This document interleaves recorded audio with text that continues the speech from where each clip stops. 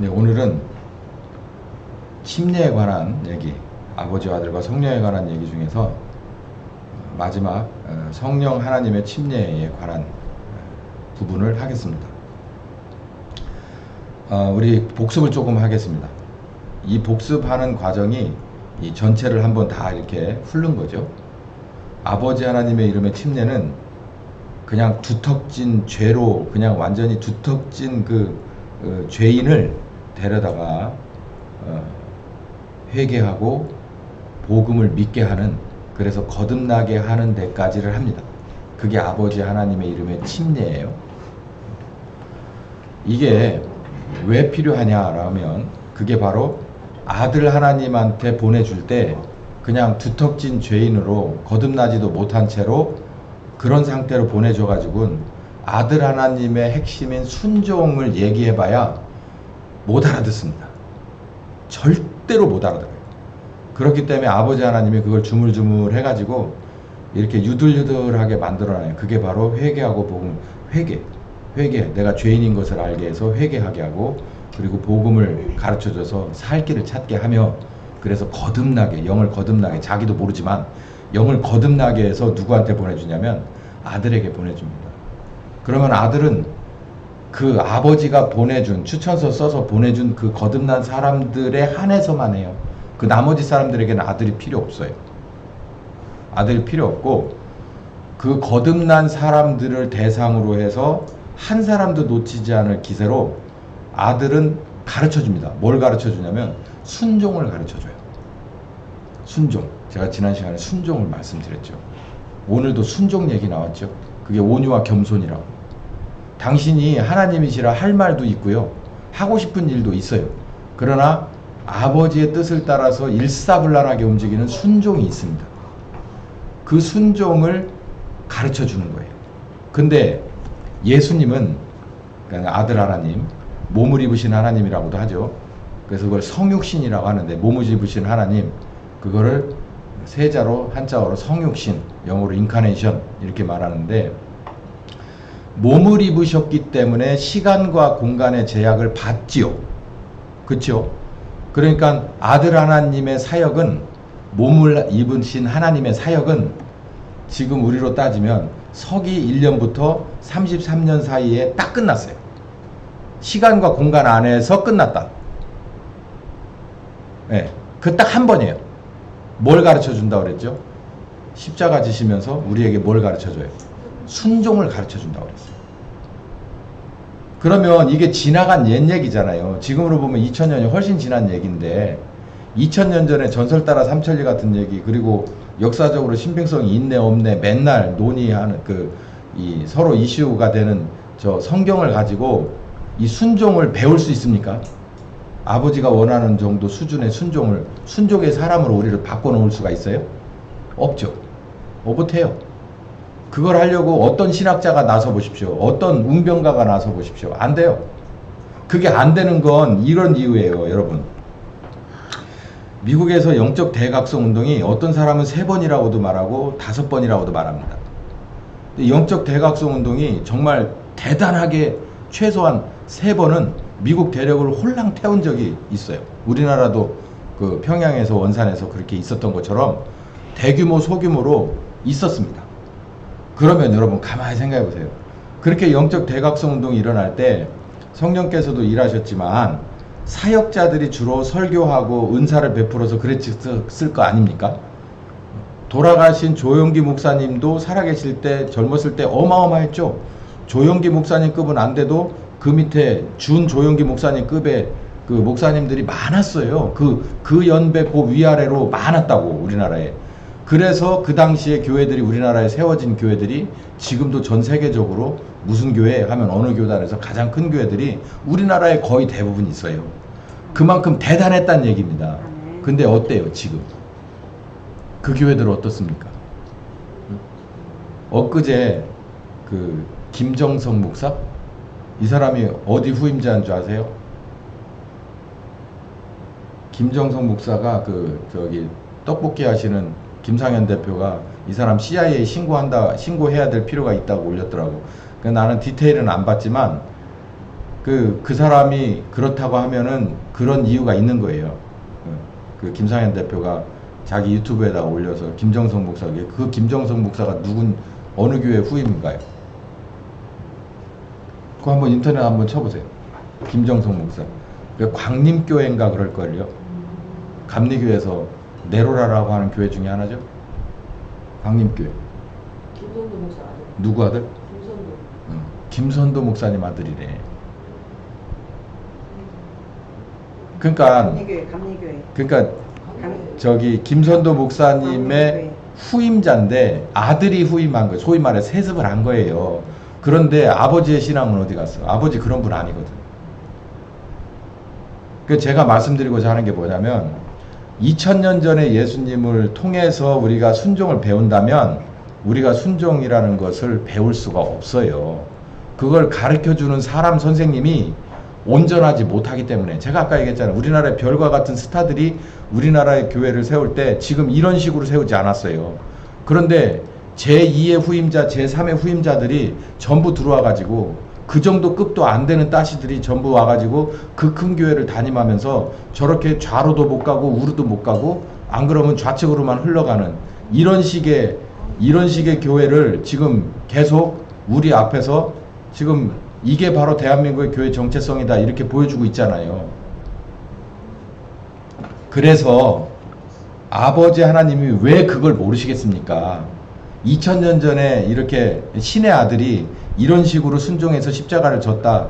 그로 인해서 너희가 구원받는다 라고 한다면 그것만 가지고서 우리가 전혀 바뀌지 않을 거고 2000년이 지난 지금에는 아무런 저기도 없이 은혜에 대한 감동도 없이 아무것도 없을 거라는 걸 누구보다 잘 알고 있어요. 그래서 아버지가 된 해법이 뭔지 아세요? 그게 바로 성령 하나님입니다. 다시 짧게 정리하면 아들의 순종을 2000년 전의 아들의 순종을 아주 정확하게 꿰뚫어보고 확실하게 가르쳐 줄 수 있는 완벽한 선생님이 바로 성령 하나님이에요. 예. 그래서 이 성령 하나님도 오셔서 우리를 다시 새창조, 침례하십니다. 침례를 줘요. 죽었다가 다시 살아나는 거예요. 침례는. 그 성령 하나님이 우리를 새롭게 만드는 부분이 있는데 이 부분이 어떻게 보면 우리에게 있어서는 가장 중요하고 하나님 세 분 입장에서는 가장 클라이막스예요. 왜냐하면 죄인이 회개로부터 시작해서 순종이라는 것을 배우고 그리고 순종의 열매를 맺는 것이 어느 부분에서 와서냐면 성령 하나님 부분에서 와서예요. 그 열매는 배우면서 열매의 속살이 들어가고요. 두 번째로 쓰임, 사역하면서 열매가 하나님 앞에 드러납니다. 그러니까 배울 때 제자들처럼 예수님에게 배울 때 부활하신 예수님에게 배울 때 이 사람들이 온전한 열매로 거듭나고 그 배운 흔적이 결과로 드러나는 건 이들이 오순절 사역할 때 드러나는 거예요. 자, 그러면 마태복음 28장 끝절로 가서 너희는 모든 족속으로 말미암아 침례를 주고 너희는 모든 족속으로 말미암아 제자를 삼고 아버지와 아들과 성령의 이름으로 침례를 주고 하는 이 아버지와 아들과 성령의 이름으로 침례를 주라는 것 이 전체를 이제 모두 다 보셨어요. 그게 구원이라고 하는 게 아버지 하나님, 아들 하나님, 성령 하나님이 온전하게 다 일하셔서 33.3%씩 다 일하셔서 우리를 통해서 다 일하셨을 때 비로소 뭐가 나온다는 거예요. 구원의 열매가 나온다는 거예요. 그런데 우리는 지금도 그렇게 알고 있어요. 그냥 내가 회개하고 복음을 믿으면 끝이래요. 도대체 그게 바뀌는 게 뭔데? 아무것도 없는데. 자, 성령 하나님이 오셔서 우리를 새로 만드는 건 일단 가르치면서입니다. 보혜사. 여기 한자로 내주라고 써놨죠. 우리 속 안에, 안내자죠. 그 다음에 주. 내 속에 거하셔서, 내 속에서 살으셔서, 교사하신다는 거예요, 교사. 가르쳐 준다는 거예요. 자, 가르쳐 주시는 성령님. 일단 배워야 돼요. 뭐를? 순종. 예수님의 순종. 아들로서의 순종. 요한복음 14장 16절에서 17절까지 내가 떠나는데 내가 아버지한테 이렇게 구했어. 그가 다른 보혜사 좀 너희에게 보내달라고. 그래서 영원토록 너희하고 함께 해달라고. 왜냐하면 예수님은 완벽한 사람이라서 제자들과 함께 할 수 있긴 했지만 제자들이 어디에는 못 들어가요. 속에는 못 들어가잖아요. 속에 못 들어가잖아요. 어떻게 사람이 사람 속에 들어가요?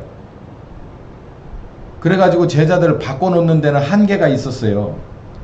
그래가지고 제자들에게 대한 늘 안타까움이 있었고, 이렇게 그 안타까움이 이제 이별의 순간이 다가오자 제자들은 두려움으로 바뀌었고, 예수님은 이 안타까움이 극에 달해서 이렇게 위로하는 거예요. 내가 가고 나면 너희 속에, 그러니까 너희 개개인의 한 사람 속에 사는 가르쳐 주시는 성령, 선생님이 다시 오실 거야. 그게 바로 진리의 영이야. 제가 착함과 의로움과 진실함이 빛의 열매라고 말씀드렸죠. 그러면 이 진리가 우리가 외우는 거겠습니까? 아니면 그냥 자연스럽게 나오는 거겠어요? 자연스럽게 나오겠죠. 뭐 할 때? 성령께서 우리에게 오시면. 왜냐하면 그분이 우리 속에 오시잖아요. 그러면 그분은 진리잖아요. 진리는 가슴 아픈 겁니다. 원래 진실은 가슴 아픈 거예요. 진실은 가슴 아픕니다. 근데 그 진실이 그 사람을 살려요. 입술에 달디 달고 그냥 좋은 게 좋은 거라고 하는 건 그 사람을 절대 살리지 않아요. 입에 좋은 거 다 이빨 썼고요. 속 다 버리고 그 사람 전체를 망칩니다. 그런데 입에 쓰다 하더라도 이게 뱃속에서 좀 문제가 있고 트러블이 있다 하더라도 몸이 따라가기 힘들더라도 우리를 살리는 건 바로 그런 거예요. 그 진리입니다. 진리. 진리의 영이 오셔서 누구에게? 순종을 배워야 하는 각 개개인들에게, 회개하고 복음을 믿어 거듭난 사람에게 진리의 영이 찾아오셔서 내주하시면서 가르친단 말이에요. 그럼 가르치면 잘한다가 많겠어요. 이렇게 해라라고, 이렇게 못한다 이렇게 해라라고 바로 잡아주는 게 많겠습니까? 바로 잡아주는 게 많죠. 말 하나 많아죠. 너희와 함께 너희 속에 있겠다. 그 제가 말씀드리는 게 제 목회에 이 그냥 한 줄로 딱 꺼내라 그러면은 성령님과 하나 되라. 그거예요. 그거. 제가 돌봐드릴 수 있는, 제가 상담해드릴 수 있는, 제가 말씀을 가르쳐주고 분별해드릴 수 있는 것이 한계가 있어요. 그래서 제가 말씀드리는 게 예수님처럼 보혜사 성령이 진리의 영이 너희에게 함께 너희 속에 거하시니까 이거를 대안으로 내놓고 가신 거예요. 뭐가? 2000년 전에 몸을 입고 시간과 공간의 제약을 받으시는 예수님이 거의 마지막 순간에 제자들에게 내놓고 간 해법이에요. 그건 지금도 유효하다고 우리한테. 여기서 대한민국의 교회가 섰어요. 섰어. 그러면서 성령 하면은 막 그냥 방언의 은사, 치료의 은사, 무슨 은사 쪽으로만 계속 몰아가는데, 은사 쪽으로 가는 거 굉장히 조심해야 되는 게 양신 역사 많이 하거든요. 귀신 쫓아내는 거 그거 굉장히 예민한 문제입니다. 그거 귀신도 귀신 쫓아내요. 귀신 쫓아내는 거는 힘센 귀신이 약한 귀신 쫓아내는 거예요. 예수님이 귀신을 쫓아내는 건 이건 완전히 다른 신이에요. 전혀 다른, 이쪽은 빛이고 이쪽은 어둠이니까. 근데 저쪽은 조폭처럼 한 단계 위에 있는 게 한 단계 밑에 있는 거를 내쫓을 수 있단 말이에요. 그러니까 양신 역사가 가능하단 말이지. 이게 진짜 하나님 쪽에서 쫓아내는 건지 귀신이 쫓아내는 건지 모른다. 아니 저기 이렇게 굿하는 사람들도 쫓아내잖아요. 쫓아내잖아. 못 보셨구나. 계룡산 산신제 안 가보셨구나. 그거 작두 타는 거. 뭐 가락이 잘 나오잖아. 뭐 이리 뛰고 저리 뛰어요. 그 무대가 얼마나 큰 줄 알아? 사뿐사뿐 나비처럼 날아다닙니다. 이 칼 막 이따만한 거 들고 있죠. 네. 그거 맨 마지막에 그거 칼 작두 갖다 놓고서 여기서 쫙 걸어가잖아. 사람들이 다 놀래 자빠지잖아. 그러니까 우리나라의 교회가 영적으로 길을 잘못 들은 게 제대로 시작됐지만 중간에 여기서 삐그러졌어요. 이 보혜사 성령이 오셔서 가르쳐 주시는 이 어쩌면 이 메마른 길을 걸어가기 싫고, 교회는 그냥 사람이 많아야 돼, 풍성해야 돼, 막 그래서 그냥 그렇게 해서 막 그냥 30배, 60배, 100배여야 돼, 막 이런 걸로만 가서 우리가 늘 귀에 익숙한 얘기잖아요. 그래서 막 지금까지 그 전통을 이어온 나머지 하나님이 어떻게 눈을 뜨고 볼 수가 없는 거예요. 어디 좀 쓸만한 곳이 있나 쳐다봐도 쓸 수가 없어. 그러니까 하나님도 난감한 겁니다. 난감한 거지. 가르치는 역사, 성령님은 가르쳐요. 지금. 예, 그분이 선생님입니다. 그분이 선생님인데 이분의 가르침은 정말 대단합니다. 여기 보시면 모든 것을 가르친다고 그랬어요. 여기서 모든 것이라고 그랬는데 여기 보면 보혜사 곧 아버지께서 내 이름으로 보내실 성령 그가 너희에게 모든 것을 가르치리라. 또 내가 너희에게 말한 모든 것을 생각나게 할 거다. 그러면 여러분, 예수님이 하신 말씀이 성경 안에만 있겠습니까? 밖에도 있겠습니까? 훨씬 많겠죠? 그것도 이 모든 것 안에는 들어가요. 그러니까 성경을 읽다가 앞뒤가 문맥이 안 맞는 데가 있어요. 이걸 도대체 문법적으로 이해가 안 가는 게 있어. 그러면 어떻게 해야 합니까? 신학교 나온 사람들은 주석을 참고하고 신학교 교수를 찾아가겠죠. 근데 저는 그게 답이 없다는 걸 알아요. 우리는 어디한테, 누구 선생님한테 가야 돼요? 성령님한테 가야 돼요. 멀리 갈 필요도 없잖아. 여기 침침대까지 차 타고 갈 필요도 없죠. 어디 있어요? 어디 속에 있다고? 내 속에 있다고 했잖아요. 그러니까 가깝잖아. 그러니까 물어보는 거예요. 이거 이해가 안 되는데. 이게 앞뒤가 안 맞잖아요. 문맥이. 이거 뭔가 중간에 빠진 것도 같고 왜 이렇죠? 그러면은 답을 줄까요? 안 줄까요? 여기 뭐라고 그랬어요? 모든 것 가르치고 모든 것을 생각나게 해준다고 그랬어요. 그러니까 성경 말씀을 중심으로 하되, 성경 말씀은 성령이 주신 게 맞지만 이게 한계가 있어요. 이 한계를 완벽하게 넘어설 수 있는 안전장치 하나를 줬는데 그게 누구라고요? 성령님이라고.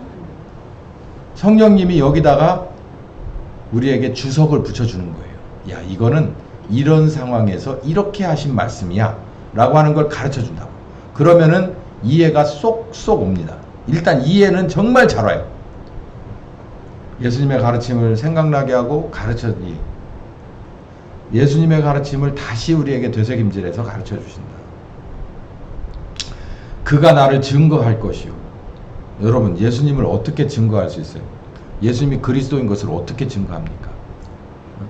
여기서 보면 성령님이 증거해 주신다고 그랬죠. 내가 그리스도인 것을 아까 사울 얘기했잖아요.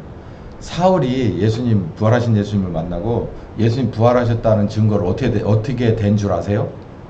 욱박질러서 됐습니다. 우격다짐으로 했어요. 내가 봤다니까 너 나 못 믿어? 이런 식으로. 그래서 사람들이 이제 막 소란이 일어났어요. 그 성에서. 그래서 얻어 터져 죽을 뻔했는데, 그리고 나서 이제 성령님을 만나는 이 아라비아 3년으로 이어지거든요.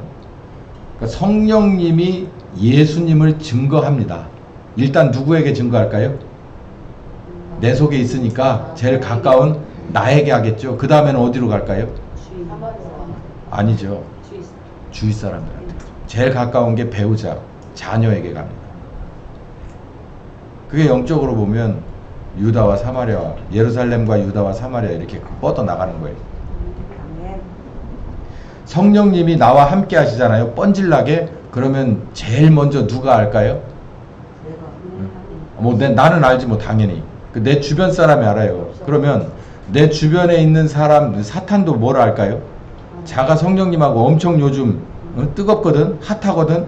그러면 마귀 새끼는 어디다가 그 판을 깔까요? 그 함정을 팔까요? 바로 가까운 데다 파요. 멀리 안 파. 가까운 데다 파. 그러면 그 주변 사람들한테 들어가가지고 그 가로막는 짓을 합니다. 그러면 우리는 알아차려야 할까요? 잊어버리고 가서 의담절이 당해야 될까요? 알아차려야겠죠. 내가 은혜 받았잖아요. 이거 분명히 쏟으려고 작정한 계획이 내 주변에 가까운 데 있다는 것을 알고 가야 돼요. 그러면 훨씬 수월합니다. 알고 가야 돼요. 내가 은혜를 받았잖아. 그러면 분명히 이거 쏟을 만한 작전을 분명히 할 거다라는 것을 우리는 예상을 해야 돼요. 예상을 하고 가면 오 진짜 그렇구나 이게 그런구나 이러네 이거를 이제 알면은 아멘. 이제 아 이게 그래 그럼 나 이걸 어떻게 해야지라고 하는 거를 이제 또 경험을 해야 되는 거예요. 아멘.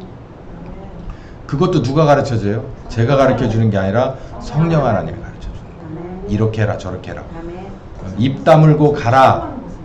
그러니까 입 다물고 가라라고 할 때도 있고 그냥 입 다물고 그냥 죽은 척 가만히 있어라라고 하는 때도 있고 그리고 요거를 이런 식으로 피해 가라라고 할 때도 있고 이건 정면 돌파해라 할 때도 있습니다. 그래서 성령님이 가르쳐 줘요. 아멘.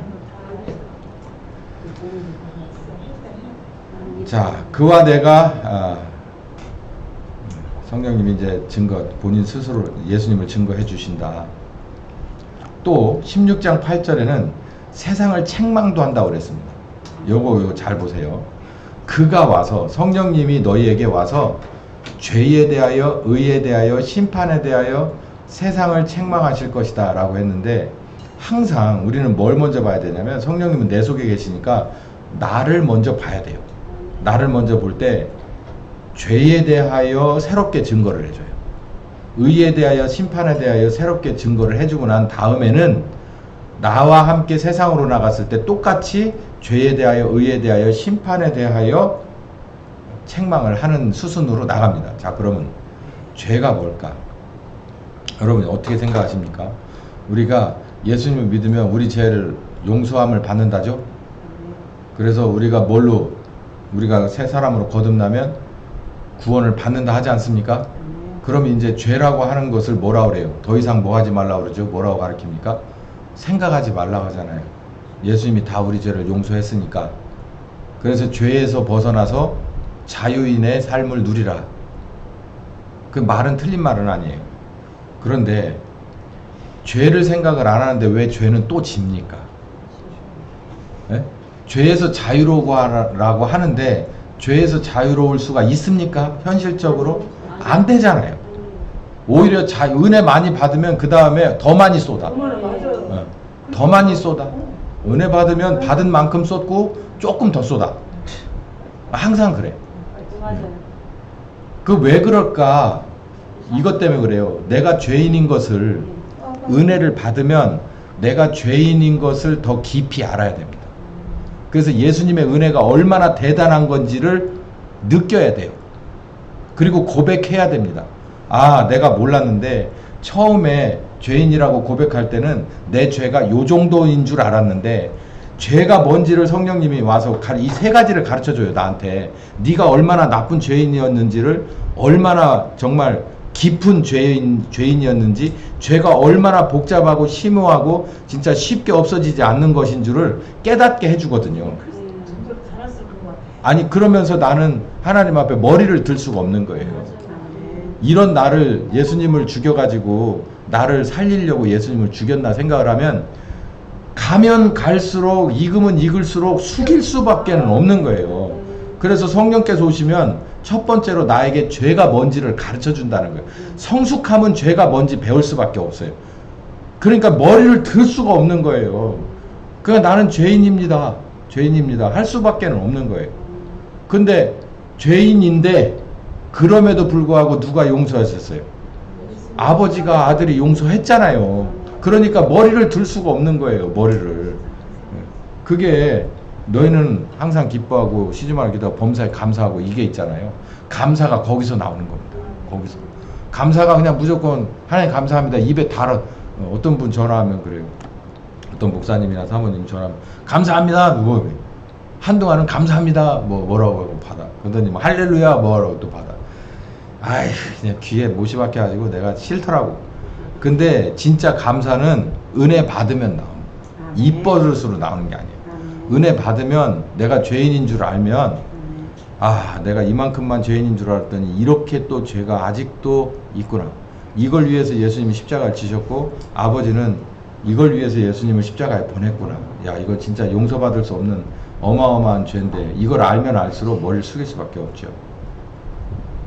죄에 대해서 알게 되면 상대적으로 의의가 뭔지 압니다. 옳은 것이 뭔지를 아는 거예요. 내가 죄인인 것을 알면 그 상대는 예수님이거든요. 옳으신 거죠. 의죠. 내가 죄인인 것을 알면 알수록 상대방이신 예수님을 알아요. 의가 뭔지를 아는 거. 공의가 뭔지를 아는 거. 야, 나는 공의하고는 애저녁에 관련이 없는 종자구나. 그래서 다윗이 뭐라 그랬어요? 내 어미가 죄악 중에 나를 잉태했습니다 그랬어요. 시편. 심판. 우리 아까 기도했잖아요. 니들 정신 똑바로 차려라. 하나님이 니들한테 정치인의 옷을 입혀줬으면 이런 때 똑바로 말해라. 이거 어떻게 니네 심판받으려고 하냐. 근데 사람들이 있죠. 이 심판에 대해서 그렇게 무섭게 생각을 안 합니다. 애들도 그래요. 너 이러다가 아빠한테 잃는다. 너 지금 삼진 아웃이야. 너 지금 두 번째지. 이제 한 번 더 걸리면 너 아빠한테 진짜 혼난다. 왜 맞아? 그래도 있잖아요. 한 번도 안 맞아본 사람은 몰라요. 애들이 몰라. 뭐 해봐야 아는 겁니까? 아빠가 진짜로 막 눈을 호랑이처럼 뜨고, 그냥 얼굴이 막 인상 쓰면서 회초리 한 3개 갖다 놓고, 그래 봐야 이제 아는 거예요. 오호, 이게 심판의 날이구나. 이런 거구나. 우리들도 살면서요, 내가 이게 하나님의 심판이구나, 하나님의 경종이구나 라는 것을 모르고 넘어갈 때가 많습니다. 지금 아까도 그랬잖아요. 내게 어려움이 많아요 라고 이렇게 얘기한 거는요, 어떤 면에서 보면 하나님이 정신 차리라고 하는 거예요. 아멘. 한두 번이었습니까? 근데 그거를 그냥 그때는 막 발발 떨지만 또 그때 넘어가면 또 풀어져 버려요. 또 왜냐하면 또 이렇게 내리막길 이렇게 살짝 걸어가니까, 평지를 걸어가니까 또 그러다 막 그냥 골짜기 막 이런데 헤매면 막 하나님 뭐 이러다가 또 그래요. 그러면 안 돼요. 이 정신을 바로 차려서 하나님은 심판하시는 하나님이구나 라고 하는 것은 우리들에게 있어서요, 항상 머릿속 한 구석에 있어야 돼요. 그게 내게 있어서 올바른 길을 걸어가도록 하는 기본적인 아웃라인입니다. 이 선을 넘어갔다 하면은 뭐가 따라온다는 거예요. 지금은 아니더라도 반드시 뭐가 따라온다는 거예요. 하나님의 매가, 그 적절한 매가 따라온다는 걸 알아야 돼요. 그래서 이게 넘어서다가도 번쩍 정신을 차려야 돼요. 그게 똑똑한 겁니다. 그리고 하나님은 때리고 싶지 않아요. 심판하시는 하나님이시지만 매사에 넘어갔어 이놈 새끼 그러고 그냥 딱 때려주고 하려고 선을 찍 거놓은 게 아니에요. 넘어가지 말아요. 안 넘어가야 하나님도 행복하고 우리도 행복한 건데, 선을 그어놓을 수밖에 없었던 것은 하나님이 우리를 위한 겁니다. 우리를 이렇게 뭐라 그럴까요? 고문하려고 하는 게 아니에요. 그런 게 아닙니다. 그러나 성령이 오시면 그가 너희를 모든 진리 가운데로 인도하시리니 그가 자의로 말하지 않고 오직 듣는 것을 말하시며 장래일을 너희에게 알 것이다. 알려준다. 자, 보세요. 여기 두 가지 또 대단한 게 하나 있습니다. 여러분도 흥미가 갈 만한 일인데요. 진리 가운데로 우리를 인도한다. 그러니까 성령님은 우리의 길잡이인데 어디로 데리고 갈까요? 묻지도 말고 따지지도 말고 그분 따라가면 어디로 가게 돼 있어요? 진리로 가게 돼 있어요. 그럼 진리는 집니까? 이깁니까? 100%잖아요. 100%. 이거 말할 필요 없이 승리잖아요. 왜냐하면 그쪽이 하나님 편이니까. 우리가 하나님 편에 서게끔 누가 끌고 간다는 거예요? 성령님이 따라간다는 거예요. 그럼 따라가기만 하면 되고요. 그분이 우리를 따라 이렇게 인도하면서 중간중간에 뭘 보여준다는 거예요? 장래일을, 그러니까 빅픽처, 요즘 애들 말대로 큰 그림을 보여준다는 거예요. 그러니까 무조건 따라가려고 생각을 해보세요. 그냥 눈 감고 누군가 뒤에 이렇게 허리춤 붙잡고 그냥 이게 봄, 여름, 가을, 겨울인지 낮인지 밤인지 모르고 쭉 따라가려면 답답함이 있을 거 아닙니까? 근데 성령님은 뭘 보여준다는 거예요? 야, 눈 좀 떠봐. 그래가지고 우리가 이게 지도가 있거든? 이거 지도 봐. 이게 총천연색, 그리고 이게 3세대 지도다. 이 입체적으로 다 보이지? 그러면 이렇게 해서 장래일을 우리에게 알려주면서 데려갑니다. 답답할까요? 안 답답할까요? 절대 안 답답해요. 절대 안 답답해. 그러니까 이 상황에서 나라를 쳐다보면 한숨이 위로 나오고 아래로 나오는 건 맞습니다. 그리고 내 개인적으로 이런 여러 가지 어려운 일들이 있을 때 한숨이 위로 나오고 아래로 나오는 건 현실이기 때문에 맞아요. 그런데 내가 누구의 인도함을 받는다면, 성령님의 인도함을 받는다면 반드시 이길 건 뭐 성령님이 내 그 기관차 앞머리니까 그냥 그분 따라 붙어 있으면 되는 거고, 그분이 무엇도 보여주냐면 앞으로 이런 역이 있고 저런 역이 있어서 종착역은 이렇게 될 거야 라는 것을 미리 보기를 해준다는 얘기예요. 그러니까 우리가 숨을 쉴 수가 있죠. 참아낼 수가 있는 겁니다. 예. 잘 참고 따라오라고 가르쳐 주는 거예요. 요한계시록이 바로 그런 거예요. 흑암의 정점에서 요한이 바로 그 사역을 맡았습니다. 아시아 7교회에게 앞으로 올 시련에 대해서 이렇게 편지를 써서 마지막 결론이 뭐예요? 이기는 자들에게는, 끝까지 견디는 자들에게는 이 예언의 말씀을 읽고 끝까지 붙잡고 견디는 자들에게는 이렇게 얘기하잖아요. 그것처럼 성령님은 이렇게 장래일을 우리에게도 알려줘요. 그러니까 사람들이 예언의 은사 뭐 이렇게 말하는데, 그 예언의 은사 그 말하는 정도 수준의 그 정도 편협한 게 아니에요. 이건 이 장래일은 정말 그야말로 빅픽처입니다. 하나님의 관점에서 지금 지금 얽히고 설킨 이 상황을 보여주고, 이 상황을 뚫고 나간 그 다음 단계가 어떻게 펼쳐질 거라는 것도 보여준다는 거예요. 누가? 성령님이. 레슨료는 한 푼도 안 받습니다. 그 선생님은 월사금을 받지 않아요. 키워드만 잡아봤는데요. 내 속에, 그리고 진리를 가르쳐주고, 내 속에서 진리를 가르쳐주고, 실책을 책망하며, 장래일도 보여주시며, 예수를 증거하는 분. 그러니까 제가 지금까지 말씀드렸던 성경 말씀을 그냥 키워드만 이렇게 따오면 이렇게 돼요. 이런 선생님이 누가 보내주셨다고요? 예수님이. 누구한테 요청을 해서? 아버지에게 요청을 해서 보내주셨어요. 이 또한 예수님이 십자가를 지시지 않았다면 오실 수 있을까요? 없을까요? 없지요. 예수님이 십자가를 지셨기 때문에 아버지가 보낼 수 있었던 일입니다. 순종의 예수님이죠. 우리에게 효과를 주신 거예요. 예수님의 십자가 지신 공로와 효과 가운데 아주 가장 큰 효과가 성령님입니다. 원죄 사함도 있지만 성령님을 우리에게 보내주실 수 있었던 계기를 만드신 것이 바로 예수님의 십자가 공로와 효과 중에 하나예요. 자, 이러면 사람이 영적으로 클까요? 안 클까요? 크겠죠. 당연히 크죠. 무궁한 생명의 능력이 이 겉사람이 아니라 속사람을 키우죠. 속사람을 키워나가요. 무엇으로 키워나가요?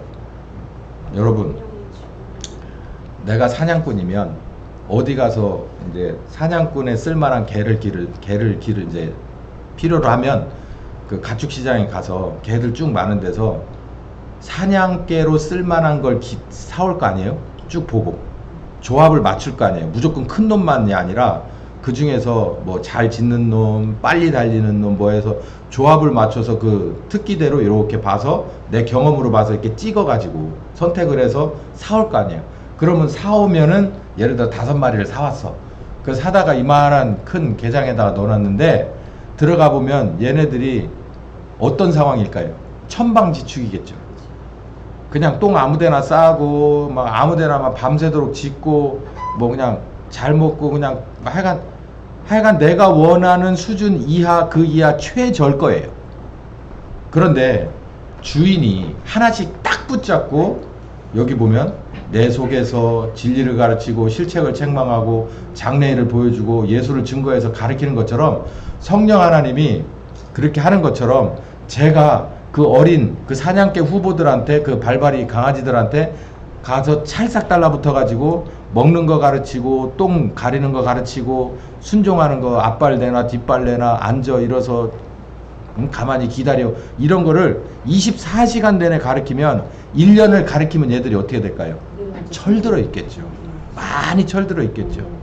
그 중에서 예를 들어서 이놈은 조금 등치는 작지만 이놈은 하여간 물어 뜯으면 절대로 안 놀 만한 킬러.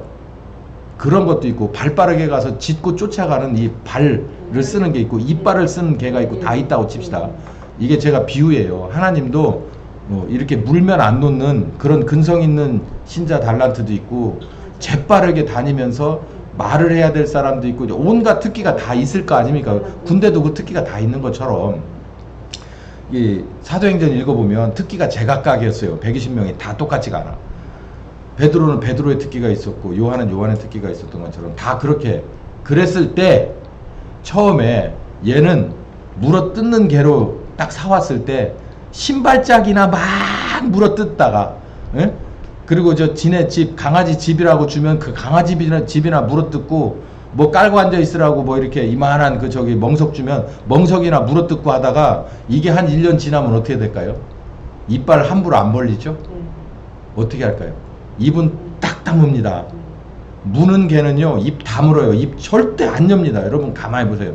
입 딱 다무는 잘 안 짖고, 꼬랑지 이렇게 중간 정도로 이렇게 띄워가지고 이렇게 해서 털 세우고 입 딱 다무는 개는 뭅니다. 그런 개는 물어요. 조심해야 돼. 왈왈왈왈 하는 개는요, 혹시 물지도 않지만 물어도 별 볼 일 없어요. 근데 진짜 이렇게 무는 개는요, 개가 이렇게 앞으로 쏠려가지고 털을 살짝 세우고서 응 합니다. 응 하면 그건 위험해요. 그거는 정말 뭔가 조치를 취해야 돼요. 그 제가 말씀드리고 싶은 게, 어렸을 때는 성령님 이렇게 막 은혜 받아가지고 어려서 이제 뭐 함께 한 해 만에 막 이러고 있을 때는 아무 데서나 가서 막 천방지축이에요. 떠들기도 하고 막 똥도 싸놓고 그냥 아무거나 주는 대로 잘 먹고, 주인인 줄 알고 앞에 가가지고 막 꼬리 흔들고 막 이래요. 정신 팔려 있고. 그러다 보면 주인도 잊어버리기도 해. 그러다가 한 1년쯤 지나서 이제 특훈을 받을 대로 받으면, 이제 필드에 데리고 나갈 때쯤 되면요, 야가 굉장히 진중해집니다. 쉽게 입을 안 벌리고 쉽게 저기 안 해요. 진짜 훈련 잘 된 개는 주인에게서 2m 이상 떨어지지 않습니다. 풀러놔도 주인에게 딱짝 붙어서 다녀요. 절대 이만큼씩 막 이렇게 난달로 돌아다니지 않습니다. 우리도 그래야 돼요. 우리도 처음에는 천방지축, 그냥 막 내가 가진 은사가 제일 크네, 네 거가 크네. 고린도 교회가 그래다가 욕 처먹었잖아요. 사랑의 은사 있는 놈 있어? 있으면 나와봐. 있으면 있다고가 될 수 있어? 이 말이에요. 바울이 한 얘기가. 니네 은사가 뭔데? 이것들이 나서지 말아야 될 때 나서고, 입도 벌리지 말아야 될 때도 그것도 분간 못하는 것들이 무슨 은사라고 말할 수가 있어? 이렇게 말하는 거예요. 니들끼리 응얼거리라고 그거 준주하냐? 이 말입니다. 제 용어로 한다면. 그래서 사랑의 은사를, 바울은 인격자잖아. 그렇게 편지를 안 썼지만 저 같으면 전화해서 그러지. 똑바로 안 할래? 니까이 것들이 무슨 은사야? 이렇게 말했겠죠. 결국은 바울도 그 얘기를 한 거예요. 성령께서 우리에게 와서 가르쳐요. 뭘? 함부로 입 열지 말라고. 성령께서 우리에게 가르쳐요. 함부로 나서지 말라고. 성령님이 우리에게 가르쳐요. 너희들 이제 내가 시키는 데서 하라는 대로만 해야 돼. 왜냐하면 이제 실전에 들어갈 거니까. 여러분, 실전에 들어가면 아무리 사냥이라도 목숨이 잘못하면 왔다 생명의 위협이 있을 수 있습니다. 그 멧돼지나 뭐 이런 그 저기들이 이게 궁지에 몰리면 사람한테 달려들어요. 위험하거든요. 그러니까 뭐 개들도 위험하고 사냥하는 사람도 총을 들고 있지만, 어담절에 달려들면은 멧돼지 같은 경우는 정말 위험하죠. 우리나라도 그 사고가 많이 나잖아요. 그렇기 때문에 그 작전을 완성하려면 주인도 긴장을 하고, 따라 붙는 사냥개도 절대로 주인이 하라는 대로 하지, 일사불란하게 움직여지지 않으면 안 돼요. 우리도 마찬가지예요. 성령님한테 따라 나갈 때, 이게 바로 이렇게 해서 잘 길러놓은 걸 데리고 나가는 게, 바로 필드로 나가는 게 오순절 사역입니다. 그러니까 우리를 가르쳐요. 뭐 하려고? 똑똑하게만 만들려고 하는 게 아니에요. 우리를 훈련시켜요. 그냥 방한 퉁수로 놔두려고 하는 게 아니에요. 들고 나가서, 데리고 나가서 뭐 하려고? 추수의 사역. 추수의 사역. 사탄을 물리치고 사탄의 그 이빨 사이에 껴있는 하나님의 선택한 백성들을 끌어내야 되니까, 그렇기 때문에 이제 데리고 나가는 단계가 있어요. 그게 바로 오순절 성령 사역, 추수의 사역을 말하는 겁니다. 사역자에게는 자격이 있습니다. 많이 배웠는데도 불구하고 이 자격을 마지막에 또 다시 한번 점검을 하게끔 우리에게 주셨어요. 그게 누가복음 14장 26절에서 27절. 그러니까 십자가는 두 가지 종류가 있는데 마태복음 16장 24절은 그게 나를 위한 십자가예요. 그러니까 모든 게 다 나를 위한 거고, 이 두 번째 주님을 위한 십자가는 바로 이 누가복음 14장 26절 27절이에요. 이건 목적이 내가 주님을 위해서 사역자로 나가면서 필요한 자격 요건입니다. 그러니까 첫 번째 마태복음 16장 24절은 내가 구원받기 위해서 필요한 십자가고요. 이 누가복음 14장 26절에 있는 십자가는 내가 주님한테 쓰임받기 위해서, 주님의 일을 하기 위해서는 이 과정을 반드시 통과해야 돼. 이 자격 요건을 갖추지 않으면 보내지 않습니다. 안 데리고 나가요. 자, 어떤 거냐면 내게 오는 자가 자기 부모와 처자 형제 자매 및 자기 목숨까지도 뭐 할 줄 알아야 된다면 미워할 줄 알아야 돼요. 우선순위예요. 우선순위. 그러니까 쉽게 말하면 그거예요. 네 부모보다 뭐가 먼저냐, 처자보다 뭐가 먼저냐, 형제보다 자매보다 네 목숨보다도 뭐가 먼저냐는 거예요. 주님 주신 사역이 먼저다라는 거예요. 이게 먼저다라는 거예요. 그러니까 두 개가 딱 맞서면 반드시 너는 뭘 선택해야 된다는 거예요. 하나님이 주신 사역을 먼저 생각해야 된다는 거예요. 이거 그럼 이제 여기서 한 많은 사람들은 떨어져 나갑니다. 왜 떨어져 나가냐면, 왜냐하면 이렇게 가르치거든요, 교회에서. 이 얘기도 쉽게 꺼내기가 어렵지만 대부분 교회들이 더 어려운 게 뭐냐면 가정 위주의 사역을 해요. 한참 전부터, 한 15년, 20년 전부터 IMF 되면서 가정이 막 깨지잖아요. 돈 때문에 깨지고, 뭐 불륜으로 깨지고, 뭐 온갖 거. 돈이 없어지니까 불륜도 더 많아져. 그래서 상대방한테 뭐가 안 되니까 뭐 그만한 저 다른 것으로 쫓아다니다 보니까 가정이 깨져. 애들이 이제 막 이런 보육원으로 나가 떨어지고, 막 본인들 뭐 어른이야 그렇다 치고, 이런 일들이 막 있으니까 한국교회에서 언제부턴가 가정 사역을 굉장히 중요하게 생각했어요. 지금도 가정 위주로 얘기를 해요. 뭐 우리나라가 어떻게 돌아가든 간에 가정 세워서 뭐 다음 세대를 위한 뭐 하는데 결국은 가정이거든요. 그러니까 뭐 어쨌든 그 나름대로 논리는 있지만, 여기서 말씀 뭐라 그러냐면 네 가족보다도 네 목숨보다도 먼저 하나님 주신 사역이 우선이다라고 얘기를 하는 거예요. 그러니까 어떻게 보면 이 어려운, 뭐 나쁘게 말하면 비인간적인, 광신도적인 이런 거를 목사들이 입으로 꺼내지를 못해요. 왜냐면 꺼내면 일단 교인 중에 제가 볼 때 최소한 50%는 작살납니다. 오늘 설교 이상해. 너무 광신도적이야. 근데 어쨌든 간에 그런 풍토가 뭐 우리나라의 전반적인 교회의 흐름이에요. 그 가정까지 깨지면서 이거 어떻게 설명할 거예요 도대체? 여러분 이 본문 가지고 설교하는 목사들 보셨어요? 거의 없어요. 이거 되게 난해한 구절이거든요. 예. 자기 목숨까지도, 와 이거 도대체 뭐야, 이렇게 돼요. 봐요. 누구든지 자기 십자가를 지고 쫓아낸다 능히 나의 제자가 되지 못할 것이다. 너희는 가서 모든 족속으로 뭘 삼으라고 그랬어? 제자를 삼으라고 그랬잖아. 지금처럼 제자도 아닌 것이, 뭣도 아닌 것이, 이걸 아니라 똑바로 제자를 삼으라고 그랬어요. 제자. 그러니까 그걸 예수님의 제자들에게 하신 거잖아요. 그러니까 너희하고 똑같은 놈을 만들어라는 얘기죠. 그들은 어떻게 인정받았냐면 부모, 처자, 형제, 자매, 자기 목숨까지도 우선순위에서 밀어낸 사람들인 것을 하나님이 인정했기 때문에 보낸 겁니다. 이게 인정받지 못하면 보내지 않아요. 왜 그런지 알아요? 쉽게 말해서 아까 말씀드렸죠. 내가 은혜 받아요. 내가 엄청 은혜 받았어. 정말 수지 맞았어. 그러면 가장 가까운 데서 이거를 톡 넘어뜨리려고 한다고 그랬죠.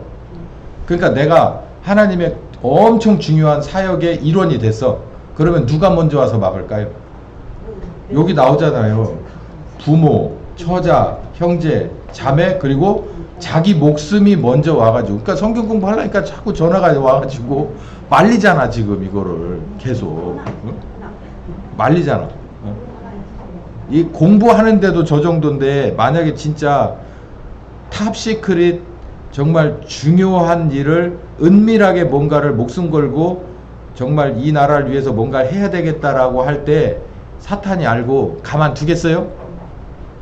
그러니까 내가 맡은 사역의 규모가 크면 클수록 여기에 있는 것들이 다 난동을 하겠죠. 어? 난동을 해가지고 어떻게든지 뭐 하려고 지연시키려고 하고 어떻게든지 뒤집어 엎어버리려고 하는 거예요. 어? 그때 어떻게 할 거냐는 거예요. 그때 성령님한테 엎드려서 기도하면서 엎드려 기도할 게 아니라 사탄아 물러가라 해야 돼. 예수님의 이름으로 안 그러면 따라갈 수가 없잖아요. 네. 그 앞에서 기도하면서 저기 하면 그게 딜레이라고 하는 거예요. 딜레이. 지연되는 거예요. 그것도 누구의 작전입니까? 사탄의 작전이에요. 지연시키는 것도 사탄의 작전이에요. 배울 때는 지역도 됩니다. 어? 배울 때는 지연도 상관없어요. 그런데 사역을 할 때는 초분을 다 계획 짜가지고 하는 거기 때문에 그때 거기서 1시간이라도 지연이 되면 그 하나님의 큰 틀에서의 계획이 무너지는 거예요. 여기서 일이 제대로 안 되면 저기서도 일이 안 되기 때문에 그렇기 때문에 하나님이 하자 나가서 필드에 나가서 하자 가자 서자 그러면 그냥 바로 일어나 가야 되고 바로 서야 되고 민감하게 해야 되는데 그러니까 그 정도가 안 되면 보내질 않아요. 그렇기 때문에 오순절 성령님이 우리를 땅끝까지 예루살렘으로 광장으로 내보내기 마가의 다락방에서 이 예루살렘 광장으로 내보내기 전까지는 이 문제가 해결된 사람만을 데리고 나가요. 아멘. 그러니까 저녁 기도에 힘쓰더라. 우리가 여기 붙었다가 잠깐 떴는데 거기에 저녁 기도에 힘쓸 때 뭐가 된 거냐면 이 제자들 120명은 이게 다 된 사람들이에요. 그렇기 때문에 오순절 날에 오셔가지고 성령께서 내려오셔가지고 120명에게 모두 임할 수가 있었던 겁니다. 데리고 나갈 수가 있었으니까. 이게 되지 않으면 교회에서 이런 사역자들을 계속해서 많지는 않아도 정말 가물에 콩나듣기라도 이런 사역자들, 목사들을 배출해 냈다면 대한민국의 교회는 이렇게 되지 않아요. 질문이 있어요. 예. 그래서 이제 오순절 성령의 그 다락방에서 이제 그 배출돼서 나갔잖아요.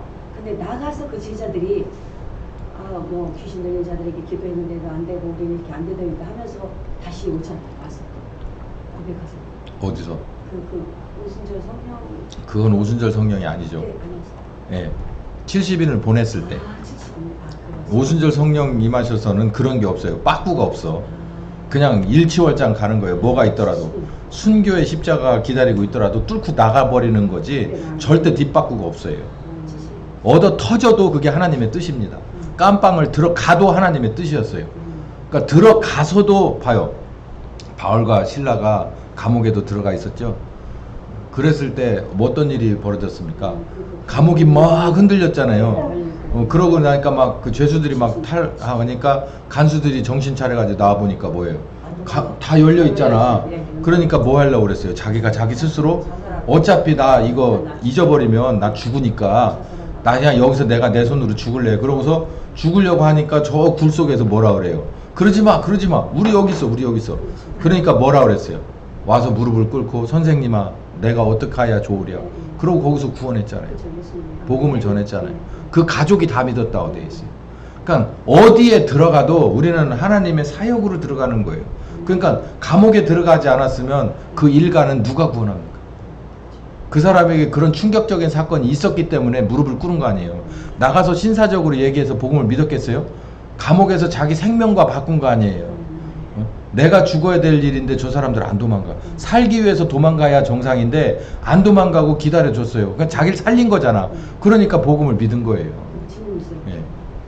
그러면 이제 준비하고 기도하고 있었어요. 어느 영혼을 위해서.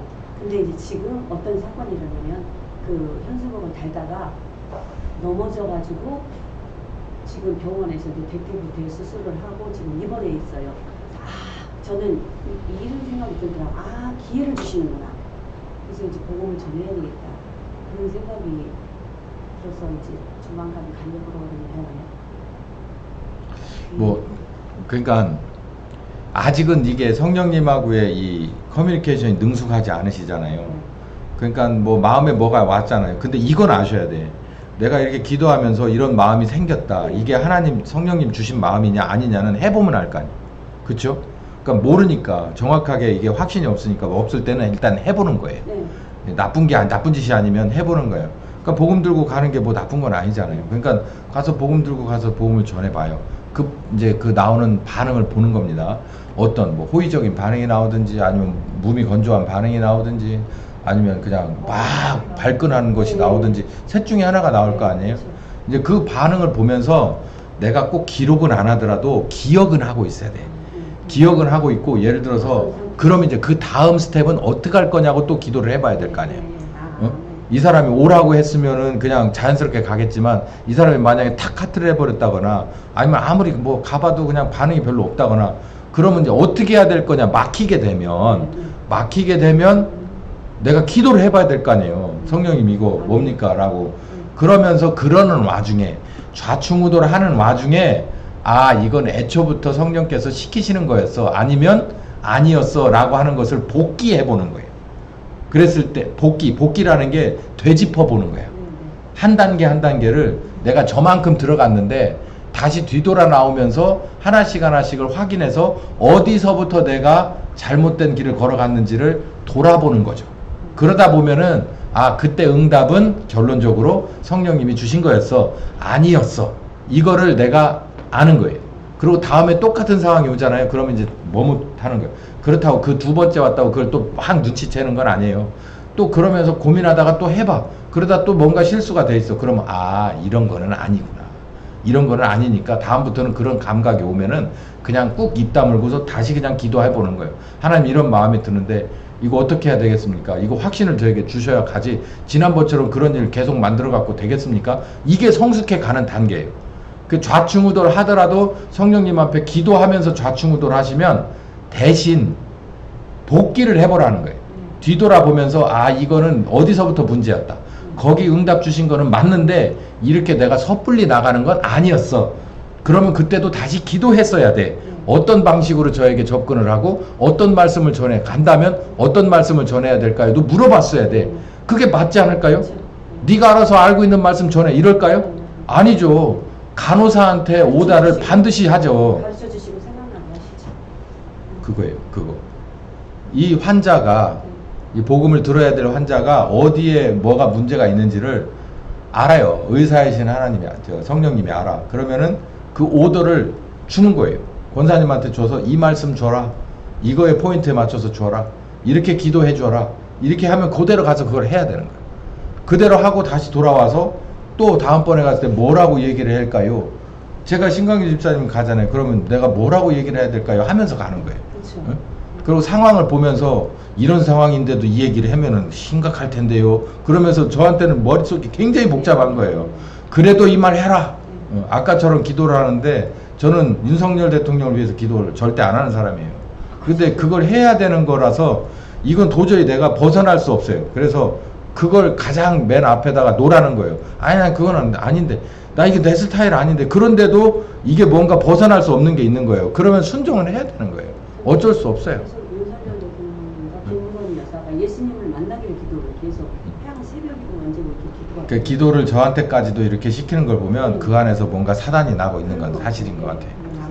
그 기도의 다락방이 돼가고 있는 것 같긴 한데, 이제 하나님이 이제 그 안에서 이제 우리가 이제 중간중간에 기도시켜서 기도로 돕고, 또 이제 그분이 혼자 이제 또 계시면서 그 외롭고 고독한 길을 우남 이승만 대통령 생각해가면서 잘 걸어낸다면, 또 하나님이 계획을 어떻게 세우실지는 누구도 모르는 일이죠.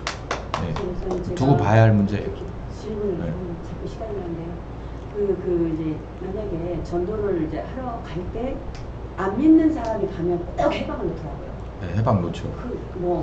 막 저를 비꼬면서 막. 당연하죠. 그래서 이제 제가 이제 그 하나님 앞에 깨닫는 게 이거네요. 아, 믿는 사람, 기도하는 사람하고 같이 가야 되겠다. 같이 그들하고 같이 갈 때는 그냥 다른 쪽으로 하지만 별도로 가야 되겠다라는 그 마음을 주신 거가 뭐 최근 이제 제가 이제 조금 이제 고급형으로 들어갈 때는 가르쳐 드릴 건데, 이런 게 있어요. 언거주춤이라는 단어가 있잖아요. 네.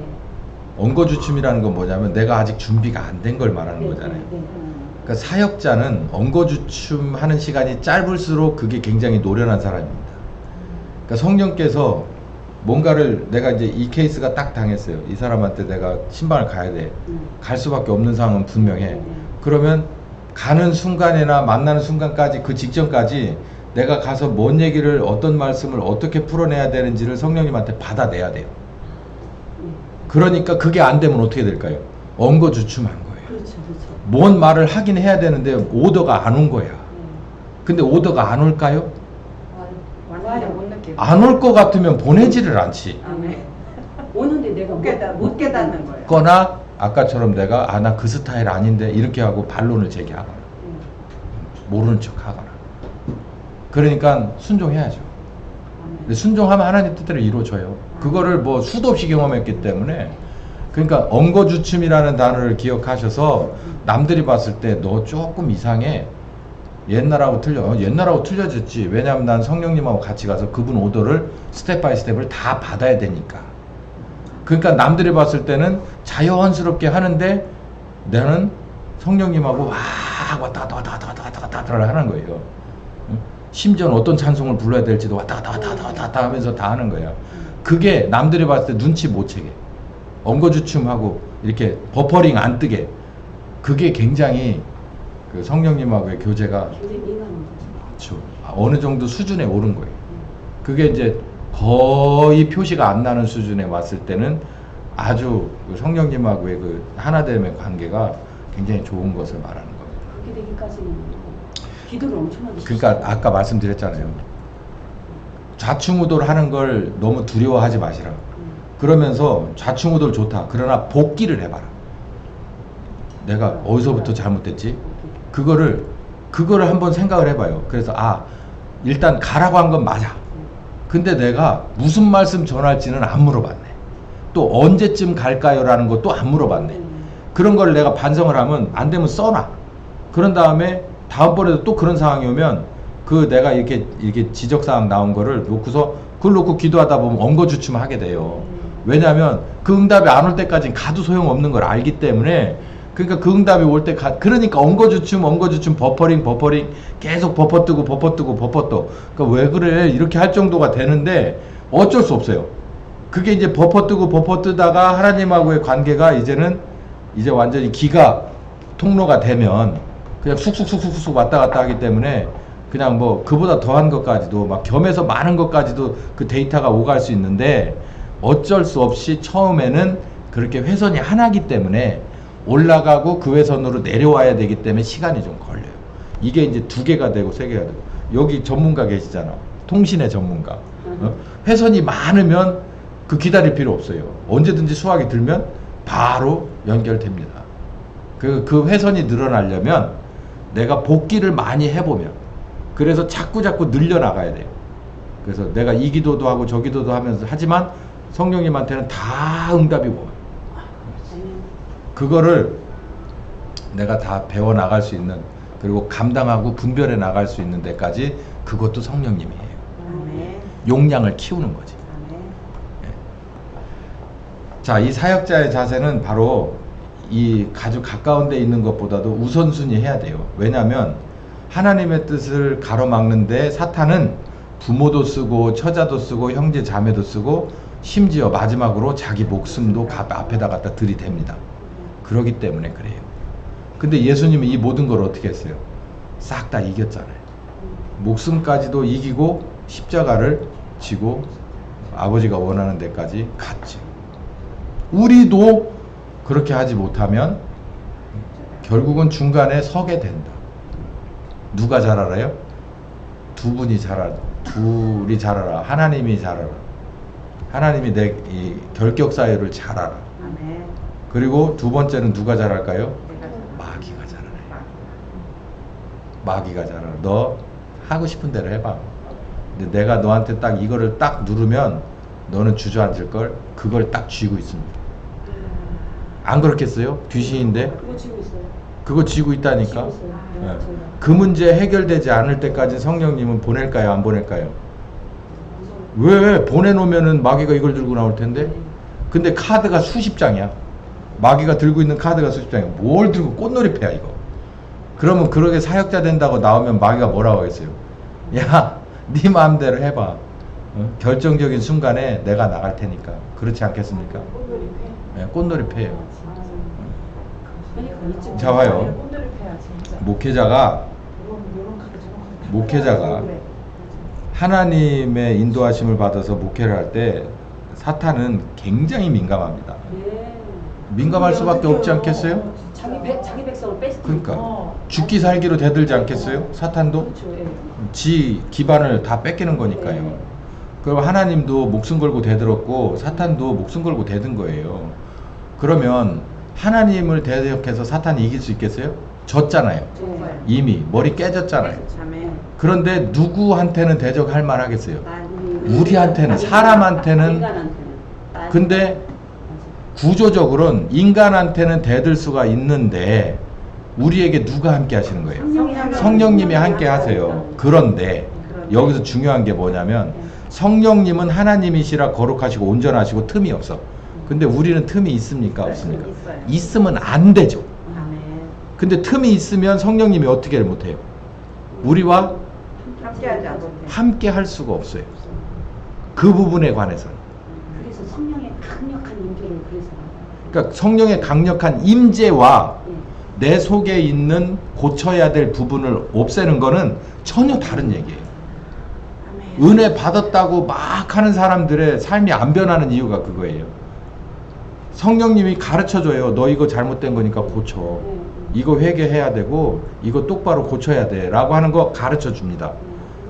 그래서 여기 보니까 그 통체적으로 말하는 게 부모와 처자와 형제 자매 및 자기 목숨 이 중에서 어떤 거든지 내 아킬레스건이 있으면 이거 고쳐야 돼요.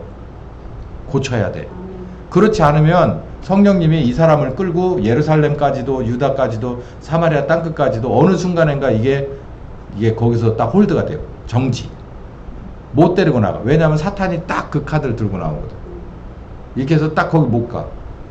그게 부모일 수도 있고 처나 자식일 수도 있고 형제일 수도 자매일 수도 있고 경우에 따라서는 내 목숨일 수도 있어요. 이 맨 마지막에 카드가 자기 목숨이겠죠.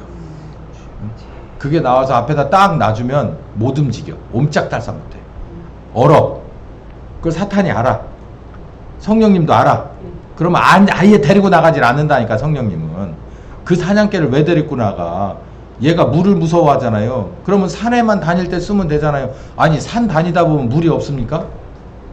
그리고 물 있는 쪽으로 이 사냥감이 막 이렇게 해서 가게 되면 알고 가는 거 아니에요. 사냥개가 못 따라오는 줄을.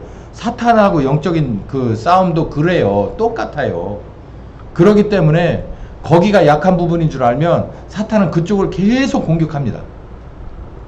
그러니까 그 문제가 해결되지 않으면 성령님은 안 데리고 나간다는 거예요. 얘를 데리고 나가, 여기 누가복음 14장 27절에 이랬죠. 28절부터 그 밑으로 두 가지 비유가 나와요.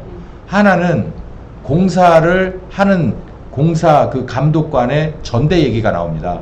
설계가 빠졌어요. 이제 이 건물을 줘야 돼. 그럼 그 다음으로 중요한 게 뭐예요? 공사 자금이잖아요. 공사 자금이 최소한 이 설계에 비추어서 이게 한 또이또이는 되겠나 이걸 볼 거 아닙니까? 안 그러면 중간에 부도가 나잖아요. 그 얘기가 거기 나와요. 그러니까 데리고 나갈 사람이 이게 끝까지 데리고 나가서 이 작전을 펼칠 사람인가 아닌가를 본다는 거예요. 누가? 성령님이 본다는 얘기예요. 안 데리고 나간다는 거예요. 애초에 공사 시작을 안 한다는 거고 적군하고 싸워야 되는데 적군 정보를 보니까 적군이 한 몇 명을 대요. 근데 내 군인들을 세어본다는 거 아니에요. 이게 게임이 될까? 뭐 최소한 2대1은 돼야지 붙어볼 거 아니야. 근데 3대1, 4대1이다. 그러면 우리가 못 붙는 거잖아요. 그럼 장군이 아예 우리 졌어. 화친하자. 조약을 맺자. 우리가 조공 줄게. 이렇게 한다는 거예요. 성령님도 나가서 싸울 상대를 뻔히 알고 있는데 저 상대하고 얘를 데리고 나가서 내 이 사역자로 같이 이 파트너로 호흡을 맞출 수 있을까? 안 되잖아요. 안 데리고 나가요. 그러니까 보내시는 것도 성령님이니까. 근데 사람이라는 게 지가 지발 달렸다고 지가 나가거든. 그러면 중간에 가서 어떤 일이 벌어져요? 처음에 잘 됩니다. 첫 끝발이 뭐라고 막 가요. 그러다가 어느 순간 되면 어떡해요? 어느 정도 높이 붕 뜨면 사탄이 야, 나 이거 카드 있는데 하고 쑥 들어요. 그러면은 이제 꼼짝 못하고 말 듣는 거예요. 목회자들이 뭐 몇몇 가지 문제가 있어요. 그 중에 하나가 이 자녀 문제고, 그리고 이 여자 문제입니다. 이성 문제. 목회자 이 자녀 문제, 뭐 또 이 돈 문제, 이런 것들 보통 사람들에게 다 있을 법한 문제잖아요. 그게 목회자에게서 다 이게 졸업이 안 되면 이게 다 그냥 다 거쳐 가가지고 이미 다 비결을 배우지 못하면 그걸로 넘어갈 수가 없어요. 뭐 저야 그렇게 큰 교회를 안 해봐서 돈이 뭐 그렇게 많은 재정도 운영을 해본 적도 없고, 그렇지만 어쨌든 그런 상황으로 쭉 올라갔을 때 그 모든 것에 영향을 전혀 받질 않고 성령님에게만 영향을 받을 수 있는 사람이 되지 않으면 성령님은 교회 그렇게 키워줄까요, 안 키워줄까요? 키워줬다가 완전히 뭐 밥해서 죽 써서 개주게 생겼는데 그 교회를 그렇게 키워주겠습니까? 그렇게 따지면 큰 교회 하시는 분들은 한 번쯤 다시 짚어봐야 돼요. 그런 상황에서 내가 버퍼링 걸릴 만한 상황이면 하나님은 그렇게 양을 붙여주지 않아요. 소중한 양을 왜 그렇게 붙여줘요?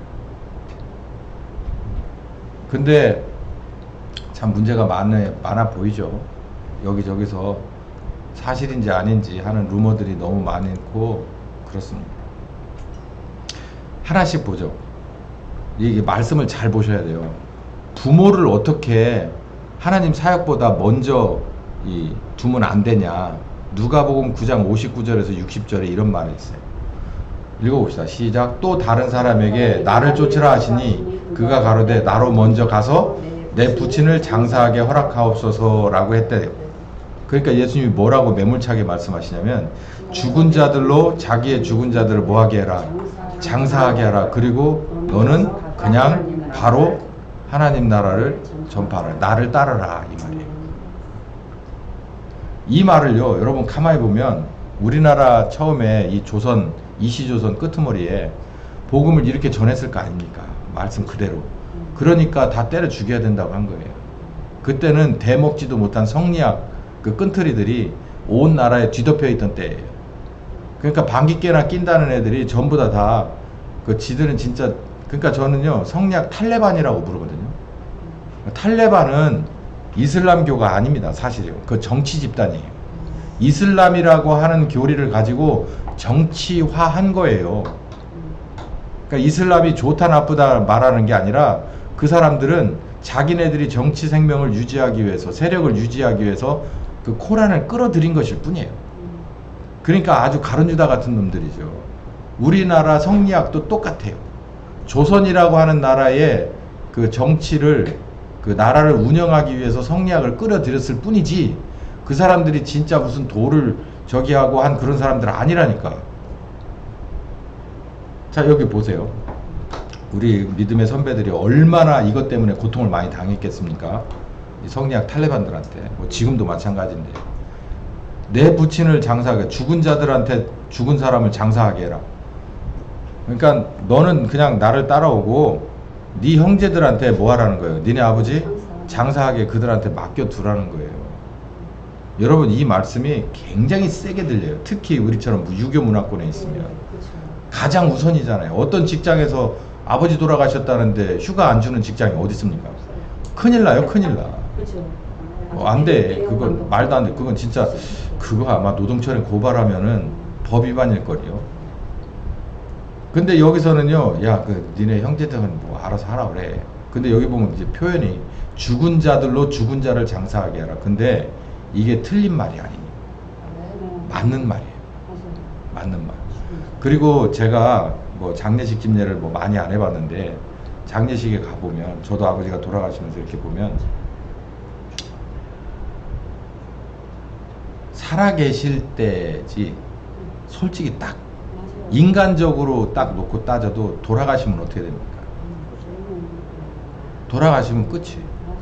그래서 함부로 하라는 얘기는 절대 아니에요. 근데 뭐를 알으라는 거예요? 사람이 어디까지가 유효한 거예요? 살아있을 때까지가 유효한 거예요. 근데 이미 돌아가셨어요. 그러면은 일단 뭐가 된 거예요?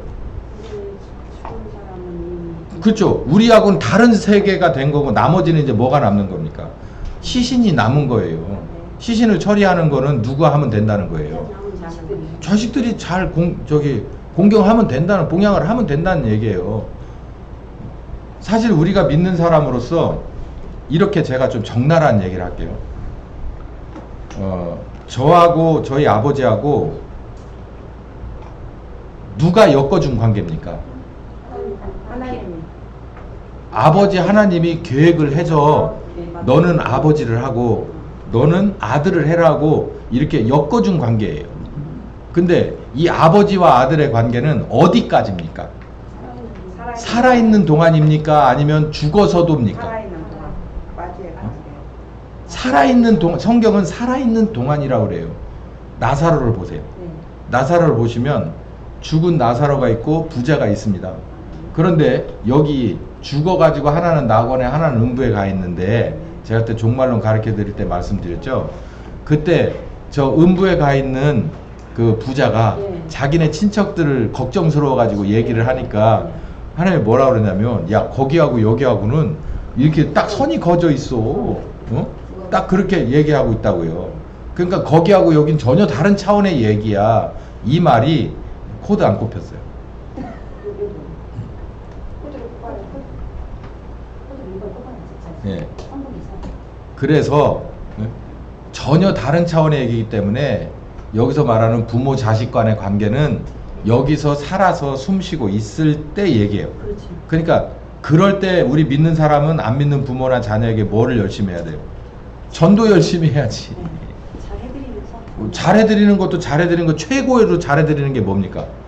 전도하는 거잖아요. 생명을. 그래서 우리 주일학교 때 선생님들이 그렇게 가르쳤어요. 부모님들한테 효도하는 것 중에 가장 첫 번째 효도가 뭐라고? 그러면 전도요 그랬거든요. 생명사명. 저는 그때 예외였어요. 왜냐하면 부모님이 교회를 나왔으니까. 근데 안 믿는 부모들이 많이 있었잖아요. 그러면 애들을 다 외우고 갔어요. 부모님한테 효도하는 가장 좋은 효도가 뭐냐? 전도해서 돌아가시면 어디 가게 하는 거예요?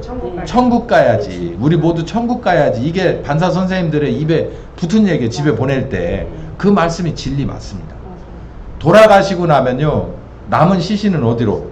흙으로 가야 되고 살아있는 사람은 여전히 어떤 길을 가야 돼요? 주님이 가기를 원하는 길을 가야 되는 거예요. 그러니까 죽은 사람 보고 장례하라, 시신을 장례하라 그러고 너는 뭐 하라는 거예요? 여기 하나님 나라를 요 봐요. 하나님 나라를 뭐 해라? 전파해라. 이게 얼마나 중요한 일이냐 이 말인 거예요. 이제 조금 이해가 되잖아요. 두 번째 가족입니다. 이게 배우자하고 자녀인데요. 여기 61절에 또 이런 말이 있어요. 시작. 또 다른 사람이 가로되 주여 내가 주를 쫓겠습니다마는 나로 먼저 가족을 작별하게 하옵소서.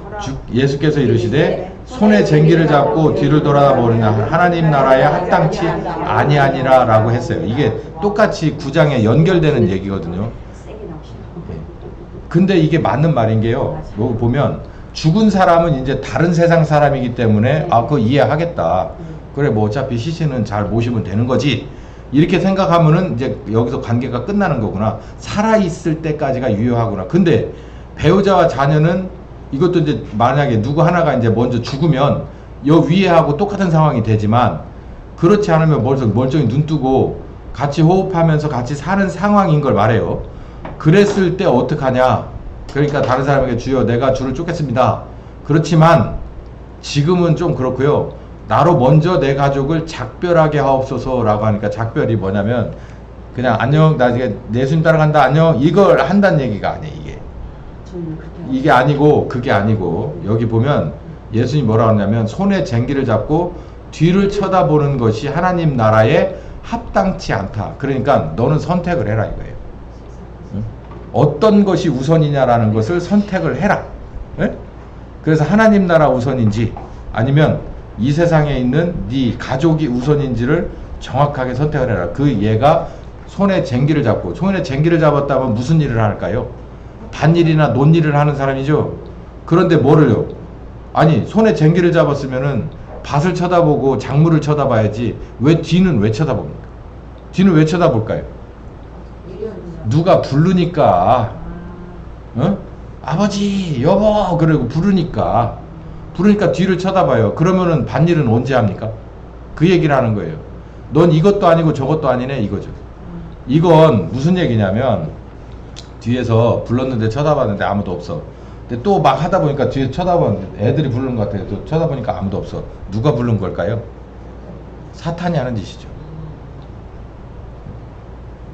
그러니까 항상 뭔 일이 있으면은 내가 뭔가 하나님의 쟁기를 잡았으면 뒤에서 뭔가 나를 이렇게 끄잡아 당기는 게 있어요. 그거 웬만한 소리 들어가지고 뒤 쳐다보겠습니까?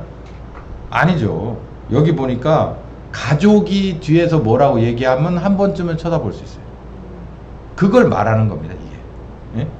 그래서 손에 쟁기를 잡고 뒤를 돌아보든 이게 이렇게 해서 말하는 거예요. 못한다. 왜냐면 뒤를 돌아다 보는 줄 알면요, 마귀가 계속 뒤를 돌아보게만, 뒤를 돌아다보게 만든다고. 그래서 뭐하게 하려고? 앞으로 한 발짝도 못 나가게 만들려고. 그 누가 하는 거예요? 사탄이 하는 짓이에요. 그러니까 이거 딱 끊어버리지 않으면은 못 간다라는 얘기입니다, 이게. 예.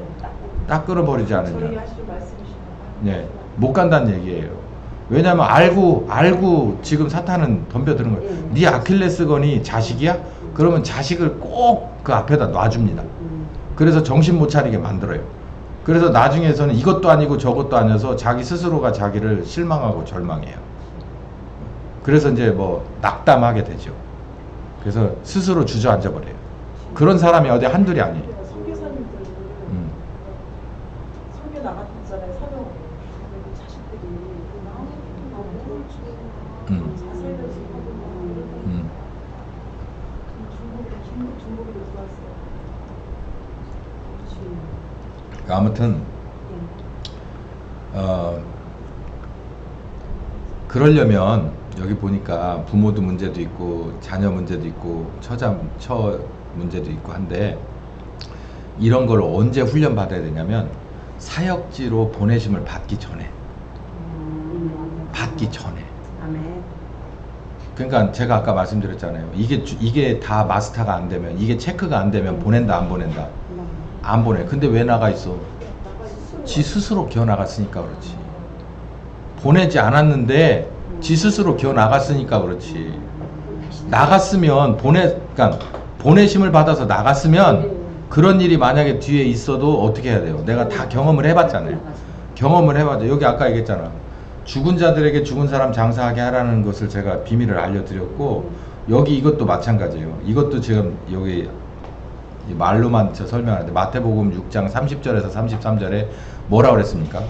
너희는 먼저 그의 나라와 그의 의를 구하라. 너에게 필요한 이 모든 것이 있는 줄 누가 안다? 하나님 아버지가 다 안다. 그러면 뭐 해줄 거다? 도와준다. 그거가 언제 경험을 해봐야 돼요? 보내심을 받기 전에 여기서 훈련 받을 때 그걸 알았어야 돼요. 이게 제가 드리고 싶은 간증이 정말 많습니다. 제 애들을 키우면서 지금도 저 먼 데다 놔두면서 왜 저희라고 그게 없겠어요. 뭐 있는 사람들도 아니고, 뭐 섣불리 막 이렇게 송금해 줄 수 있는 사람들도 아니고, 뭐 이 상황에서 애들이 인간적인 문제, 금전적인 문제 이렇게 생기면요, 저희로서는 여기서 진짜 미치고 한장을 하죠. 아니 저도 제 자식 소중한 줄 알아. 맨날 두들겨 팬주만 하세요.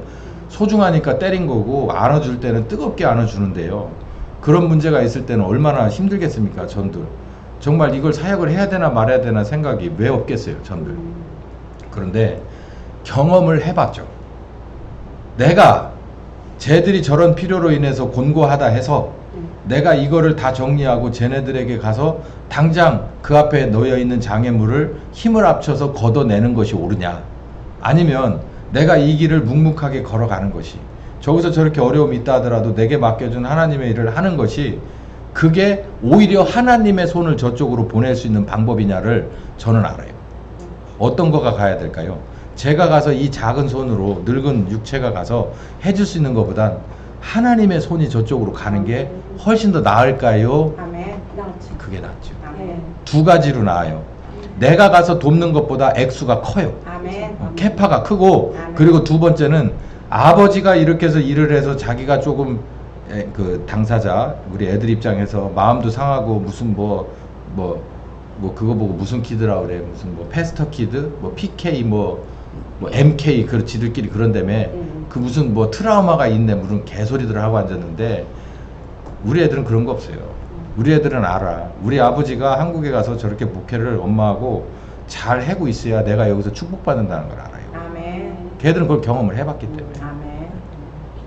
그러니까 아빠가 이렇게 해서 다 손 털고서 가갖고 아빠가 그거 해줄게 저거 해줄게 하고 싶죠. 그런 말도 해요. 그러나 애들은 바라지 않아요. 아빠가 가야 될 길을 잘 가야 하나님이 우리한테 손댄다는 것을 지들은 압니다. 아멘. 그걸 여기서 같이 살면서 지걸 배운 거예요.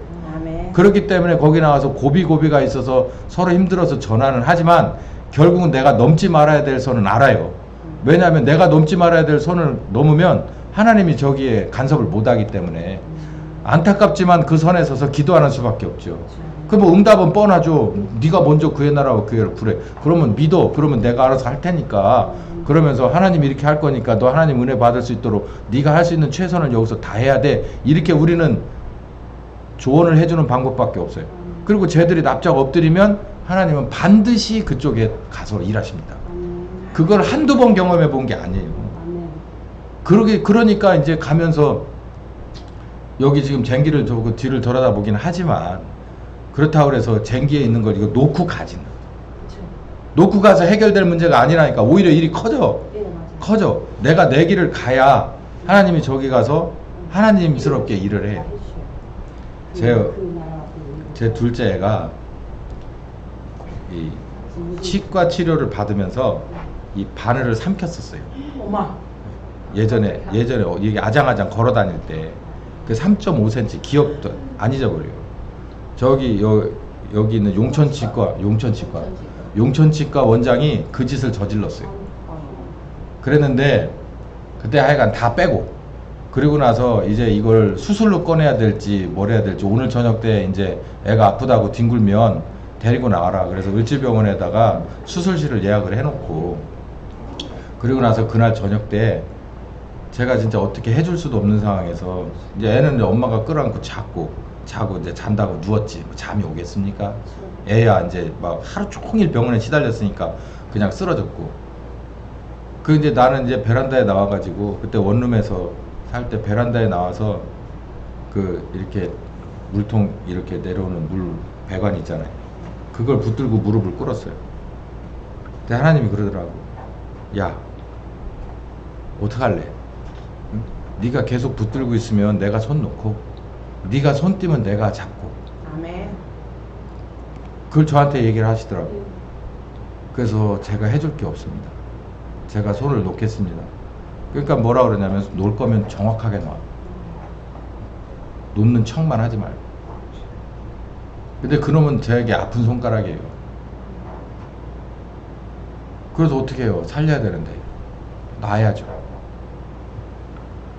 그 3.5cm나 되는 게 그 어린애 창자를 뚫고 나와서 어디 갔나 없어졌어요. 그 다음날 사진을 찍었더니 없어요.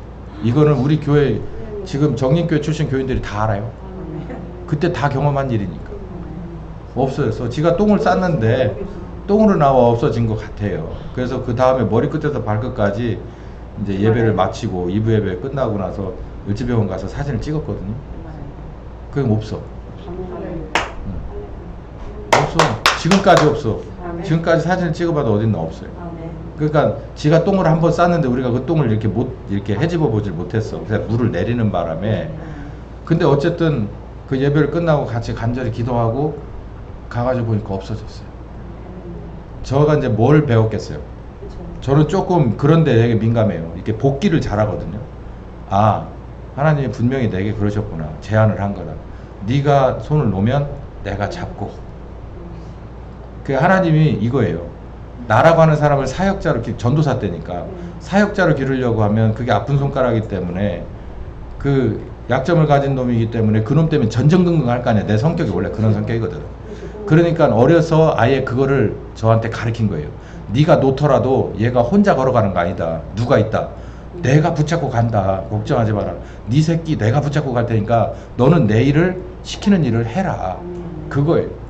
그걸 제가 걔 어렸을 때 배웠기 때문에 지금도 간섭하면서 막 울그락부르락 하고 막 소리 지르고 욕하면서 제가 조언을 해주면서도 모든 것은 하나님 손에 달렸습니다 하고 기도하고 끝나요. 하나님 손에 있습니다. 제가 할 수 있는 건 여기까지고 하나님이 저 속에 들어가셔서 붙잡고 가신다고 약속했으니까 저로서는 여기서 손을 띱니다. 하나님이 손 붙들고 가십시오. 제가 이 길을 걸어가는 동안 제 앞길 가로막지 않도록 하나님 저를 붙들고 가시라고. 근데 지금까지 그렇게 뭐 큰 적이 없이 그냥 잘 가고 있어요. 무리 없이. 하나님의 뜻을 이루어 가더라고. 그러니까 여기 봐요. 쟁기를 잡고 뒤를 돌아다 봐서 해결날 일이 아니에요. 그렇죠.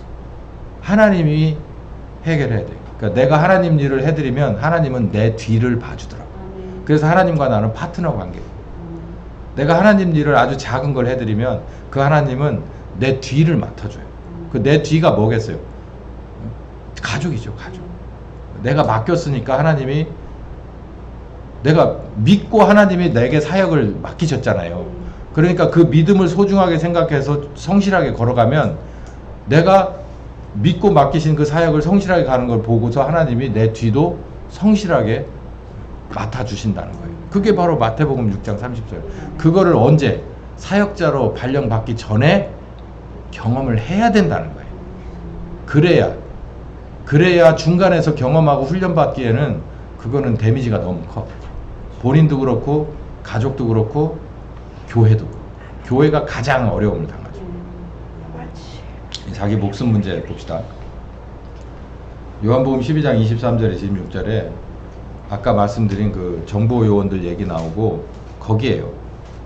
한 알의 밀의 얘기 나옵니다. 한 알의 밀이 땅에 떨어져 죽지 않으면 한 알 그대로 있고 죽으면 많은 열매를 맺는 것이 이 자연의 섭리 아니냐. 자기 생명을 사랑하는 자는 잃어버릴 거고 이 세상에서 자기의 생명을 미워하는 자는 영원토록 보존될 것이다. 여러분, 이건 뭔 말일까요 도대체? 우리 엄격한 자연의 섭리가 있습니다. 밀이 한 알 그대로만 존재했다면 그 밀은 영원히 한 알이에요. 근데 이게 들어가서 죽으면 썩어져서 땅바닥에 들어가서 썩어져서 녹아 없어지잖아요. 그러면 30배, 60배, 100배가 돼요. 그렇게 해서 나온 알곡들이 또 땅바닥에 떨어져서 죽었기 때문에 지금까지 우리가 먹고 사는 거고 밀이 종족을 유지하는 거예요. 종자를. 그러니 뭐가 필수 불가결 요소입니까? 죽음이라는 게. 어떻게 죽는 거냐라는 거죠. 우리도 누구나 다 죽어요. 어떻게 죽느냐가 중요해요. 무엇을 위해서? 다음 생명을 위해서 죽느냐가 중요해요. 여기 보니까 자기 생명을 사랑하는 자는 잃어버릴 것이고 세상에서 자기 생명을 미워하는 자는 영생토록 보존될 것이다. 그러니까 어떤 죽음이냐라는 거예요. 내가 살으려고 무지무지 노력하다가 질질 끌려가서 죽는 거냐? 예? 육체가 살으려고 온갖 힘과 노력을 다 내 마음과 모든 걸 투자해서 살다가 그러다가 죽음을, 그래도 안 죽는 거 아니잖아요. 죽음을 맞는 그럴 거냐? 아니면 가장 의미 있는 일에 아주 결정적인 순간에 나를 던질 거냐? 라는 얘기죠. 우리 믿음의 선배들은 다 이 결정적인 상황에 예수님의 선택을 따라갔어요. 그랬기 때문에 순교자가 그렇게 있었고 그 순교의 열매는 우리에게 있어서 정말 어마어마한 귀한 은혜를 입혀 주셨죠. 뭐 이 나라가 설립된 거 마찬가지, 교회가 유지된 건 마찬가지, 복음이 우리의 손에 오기까지 마찬가지, 생명이 없이 피가 없이 그 고통과 눈물이 없이 연결된 건 아무것도 없어요. 한 알의 밀이 고통과 그 순교의 헌신이 없이 그 다음 밀로 연결되지 않습니다. 그건 하나님이 만들어 놓으신 법칙이에요. 그렇기 때문에 누가 오셨어요? 예수님이 오신 거예요. 예수님이 와서 이 한 알의 밀 얘기를 하는 겁니다. 내가 이 상황에서 까딱 선택하면 안 죽을 수도 있어. 내가 이걸 유보시키거나 아니면 내가 없던 거를 취소할 수도 있는데 한 알의 밀을 봐라. 이 자연계의 모든 섭리가 생명을 유지하려면 생명 하나가 받쳐져야 되는 거 아니냐. 너희들은 뭐냐 이거죠. 자기 생명을 사랑해서 그렇게 어떻게든 잃어버리지 않으려고 노력하면 반드시 잃어버릴 것이고 이 세상에서 자기 생명을 미워한다는 것은 아까 요한복음 14장에 미워한다는 것도 나오지만 주님을 위해서 필요할 때 던질 줄 아는 사람인 것은 영생하도록 보존될 것이거든. 여기 사람이 나를 섬기려면 이런 나의 자세를 따르라. 나 있는 곳에 나 섬기는 자도 거기 있을 것인데 사람이 나를 섬기면 내 아버지께서 저를 뭐 할 거다? 귀히 여길 것이다. 그러니까 귀히 여기는 자가 있는가 하면 천하게 여기는 자도 있다는 얘기죠. 그러니까 귀히 여기는 자 반대가 천하게 여기는 자인데 우리는 어떠한 죽음을 맞을 거냐라는. 귀히 여기는 죽음 누구처럼? 아들처럼. 한 알의 이름 없는 밀처럼. 다음 세대를 위해서, 다음 세대의 밀을 위해서 땅바닥에 떨어져서 썩어지는 그 밀처럼 예수님이 그런 패턴과 똑같이 십자가를 지고 죽으셨던 것처럼 우리도 경우에 따라서 정말 필요하다면 순교 그 이상의 것도 받아들일 준비가 돼 있느냐라는 것을 우리에게 주는 거예요. 그래서 이 자기 내가 내놓을 수 있는 가장 소중한 게 자기 목숨이잖아요. 그러면 내 가장 소중한 걸 내놨으면 거기에 합당한 뭔가 대가가 하나님으로부터 나와요. 그러니까 생명을 구원하고 싶으면 생명 하나가 필요한 거예요. 그러니까 생명을 살리고 싶으면 멀쩡한 생명 하나가 나와야 됩니다.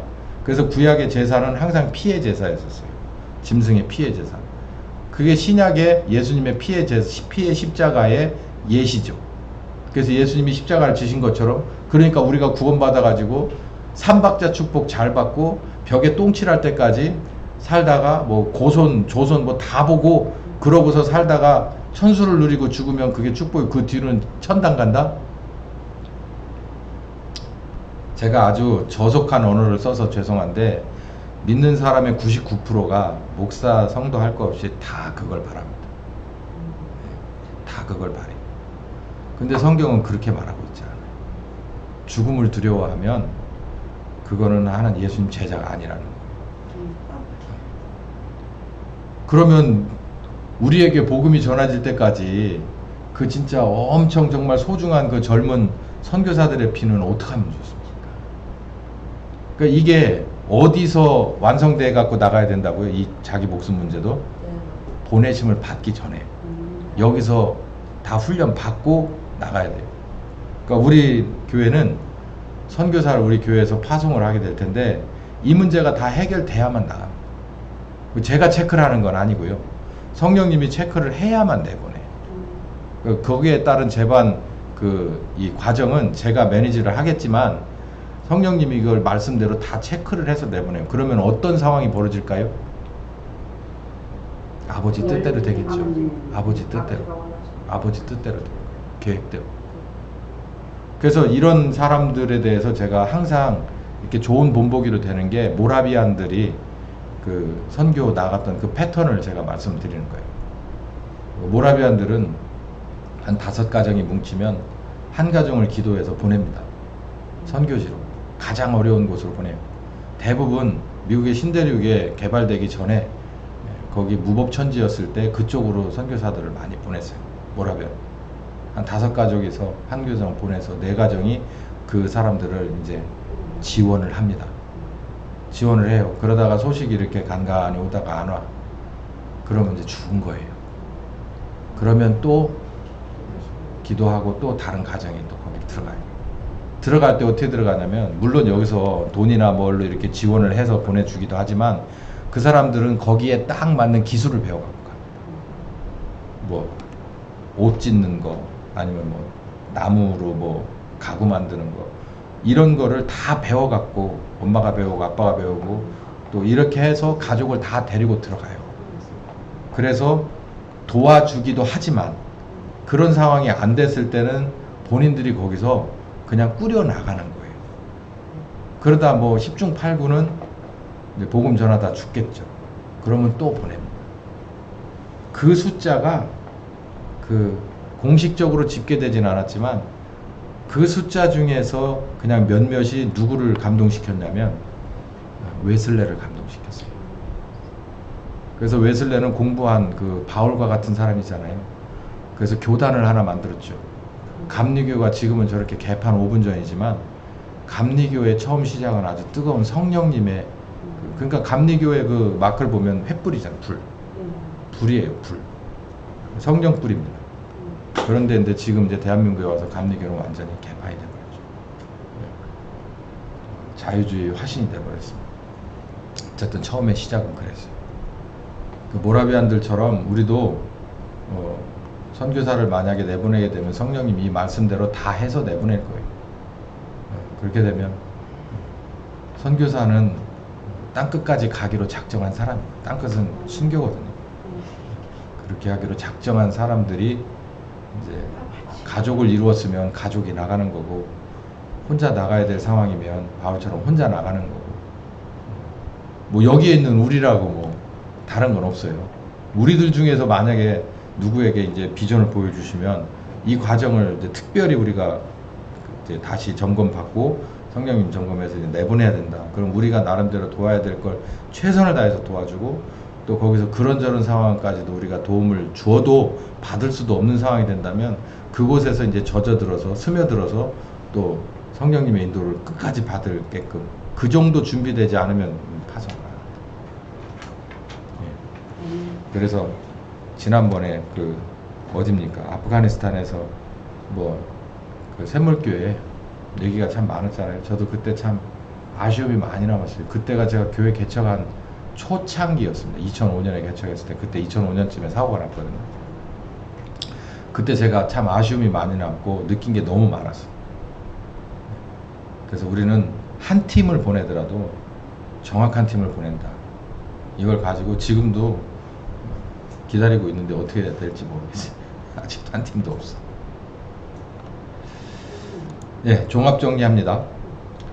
아버지 이름의 침례는 아버지 하나님으로 말미암아서 다시 새 창조가 되는 거예요. 회개하고 복음을 믿어서 영접해서 영이 거듭나는 데까지를 아버지 하나님이 합니다. 새로 나는 거죠.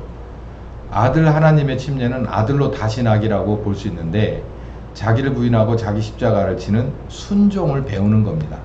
스탠다드 교과서에 언제나 우리에게 아들의 제자는 이 십자가 순종이 우리에게 있어서는 교과서예요. 지표죠, 지표.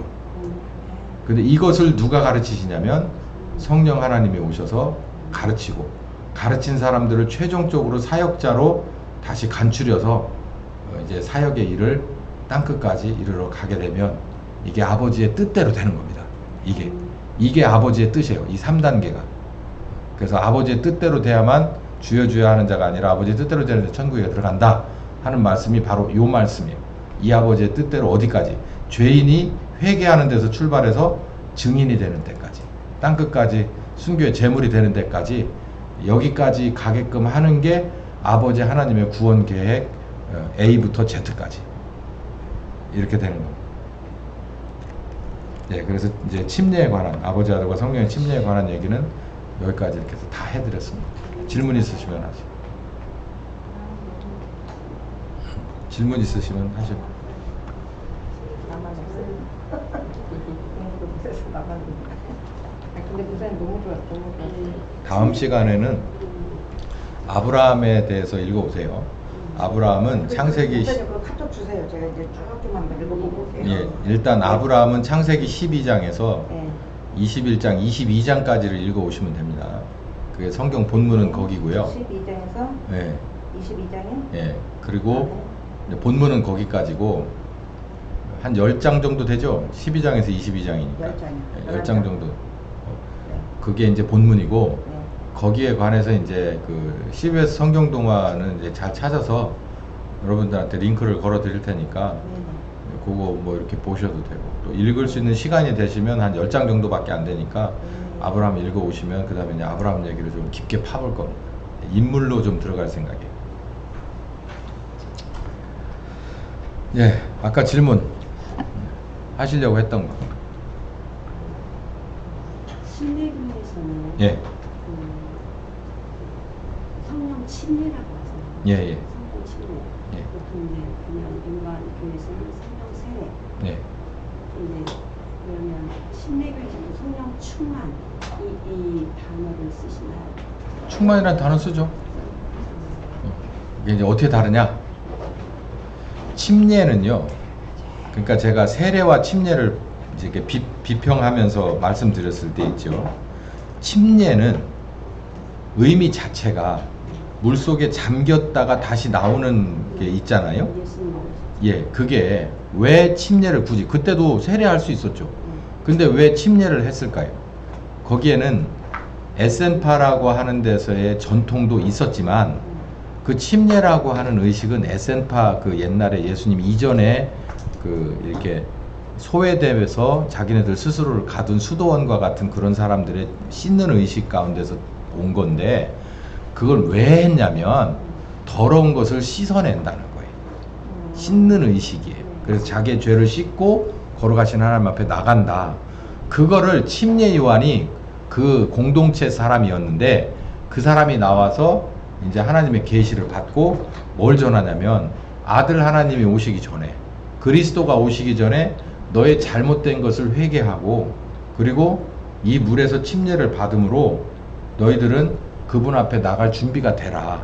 그것 때문에 시작한 게 침례인데, 그게 이제 마태복음에 나와서 너희는 가서 모든 족속으로 제자를 삼아 아버지 아들과 성령의 침례를 줘라라고 할 때는 그냥 겉으로 보면 우리가 침례를 줄 때 아버지와 아들과 성령의 이름으로 뭐 예수 믿고 예수 믿기로 작정한 누구에게 이렇게 하리라, 이게 성령 아버지와 아들과 성령의 이름으로 침례를 주노라 이렇게 얘기하는 이제 그런 걸로 보이는데, 그러니까 일종의 그냥 주문처럼 보이지만, 그러나 그거에 대한 진정한 의미는, 침례는 하나님으로 인해서, 하나님의 그 무엇인가로 인해서 내가 바뀌는 걸 말하는 거예요. 그걸 새 창조라고 말해요. 완전히 바뀌는 거죠. 그게 바로 침례의 그 숨은 뜻입니다. 의식의 숨은 뜻. 그러니까 결혼을 하잖아요. 결혼도 식이 있고 결혼 생활은 전혀 달라요. 결혼식은 어떻게 결혼식에 입었던 턱시도 입고 드레스 입고 매일같이 어떻게 삽니까? 밥 안 먹고 신혼여행만 다니면서 살 수 있어요? 아니잖아요. 근데 진짜 결혼의 꽃은 예식이 아니라 어려울 때 보면 알아요. 그 부부가 그 어려운 과정에서 그 가정을 유지하면서 그냥 그걸 견뎌내는, 그게 바로 결혼의 그 꽃이거든요. 그게 저 부부네. 저 사람들은 정말 저렇게 본받을. 그것처럼 침례도 마찬가지예요. 침례도 침례 물속에 들어갔다 나오는 그 예식에 있는 게 아니라 거기까지 오게 된 과정 속에서 하나님이 그 사람을 터치해서 얼마나 새롭게 바꿔놨느냐. 그래서 하나님의 새 창조, 그러니까 아버지 하나님의 새 창조 3분의 1, 아들의 하나님의 새 창조 3분의 1, 성령님의 새 창조 3분의 1. 그래서 어디까지 간다고? 구원까지 간다는 거죠. 온전한 아버지 뜻대로 된 구원까지 간다는 거죠. 그거를 누구에게 명했냐면 제자들에게 명했어요. 제자를 삼아라. 제자를 삼아라. 그러니까 아까도 얘기했잖아요. 제자는 그냥 모였다 흩어졌다 모였다 흩어졌다 그런 사람이 아니에요. 죽기로 작정한 사람들을 만드는 거예요. 그러려면 아버지와 아들과 성령의 이름으로 세 분이서 그 사람을 새로 바꿔놓지 않으면 그렇게 단단한 사람을 만들어낼 수 없는 거란 얘기죠. 그러니까 제가 요걸 성경을 쭉 거기에 대해서 아버지가 하시는 부분, 아들이 하시는 부분, 성령이 하시는 부분, 침례식이 중요한 게 아니라 아버지로 인해서 새 창조된, 새롭게 바뀌어진 그 죄인의 모습을 3분의 1, 3분의 1, 3분의 1을 쪼개서 아버지가 바꾸는 건 여기까지, 아들이 바꾸는 건 여기까지, 성령님이 바꾸는 거 봐라. 완전히 다른 사람이, 브랜뉴, 전혀 다른 사람이 돼버린 거 아니에요. 어디다가 내놔도 그리스도의 증인으로서 땅끝까지 갈 사람. 처음에는 뭐 하는 사람? 의심하고 좌절하고 삶 속에서 그냥 거기서 그냥 쓰러져 죽을 사람이었는데, 여기까지 와서 보니까는 이게 초대교회 담임 목사가 되고, 초대교회 한 사람 한 사람들이 돼서 뭐 스데반 집사가 되고, 또 뭐 바나바가 되고, 이렇게 돼서 성경에 이렇게 길이 남을 사람들로 바꾸는, 그게 아버지 뜻대로 아버지가 바꾸고 아들이 바꾸고 성령이 바꾸신 거예요. 그렇게 바꿨다는 거예요. 그래서 침례라는 얘기를 쓰는 거예요. 침례는 두 가지인데, 첫 번째 물속에 들어갔다 나오는 예식의 침례가 있고, 그리고 예식 안에 들어가 있는 그 상징하고 있는 실질적인 디테일이, 내용이 바로 구원에 이르는 아버지의 계획이 그 안에 3분의 1, 3분의 1, 3분의 1이 들어가 있습니다. 이게 더 실질적인 거예요. 빙산의 일각은 침례 의식이고 95%는 감춰진 아버지와 아들과 성령의 이름의 사역이죠. 새 창조 사역. 충만은 뭐냐? 물을 여기다가 꽉 채우면 이게 충만한 거예요. 꽉 찼을 때 만수 그러잖아요. 꽉 찬 거예요. 이게 만수. 그럼 성령 충만 얘기하는데, 성령 충만이라는 것은 그냥 정확히 설명하자면 성령님으로 인해서 내가 옴짝달싹을 못하는 거예요. 그러니까 나라는 건 없어. 그래서 성령님만 있어. 그래서 성령님이 같이 먹자, 성령님이 마시자, 성령님이 이렇게 말하자, 성령님이 이렇게 가자, 이렇게 서자, 이렇게 기다리자.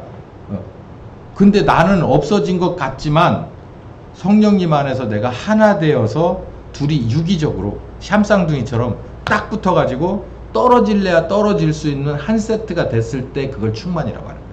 근데 우리는 충만을 뭘로 잘못 배웠냐면 어떻게 하다가 막 찬송하니까 막 후끈 달아오르는 걸 충만이라고 생각하는데 그거는 0.1%도 안 되는 거고, 더 중요한 건 기도할 때 후끈하고 하는 거야. 뭐 솔직히 어디나 다 그럴 수 있어요. 그것도 없다면 그건 인도자의 그 역량 부족이고, 그냥 기도하면서 막 이렇게 돼서 막 어디서 방언도 터지고 막 뭐 은사도 막 체험하고 하는 그거는 간헐적인 거라서 그냥 그것도 충만이고, 함께 임마누엘이라면 임마누엘이지만 성령 충만도 임마누엘이니까 함께 우리와 함께 하신다는 거니까 임마누엘이지만, 그러나 진정한 충만은 밖에 나가서, 여기가 아니라 밖에 나가서도 그분 때문에 내가 쉽게 말하기가 어렵고 쉽게 행동하기가 어렵고 쉽게 판단하기가 어려워진 상태가 성령 충만이에요.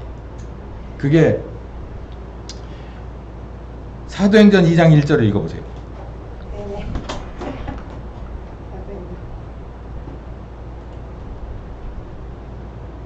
오순절 날이 이미 이름에 2장 1절. 이름에 그들이 아직 못 찾았어요. 2장 1절? 오순절 날에 이미 이름에 그들이 다 같이 한 곳에 모였더라.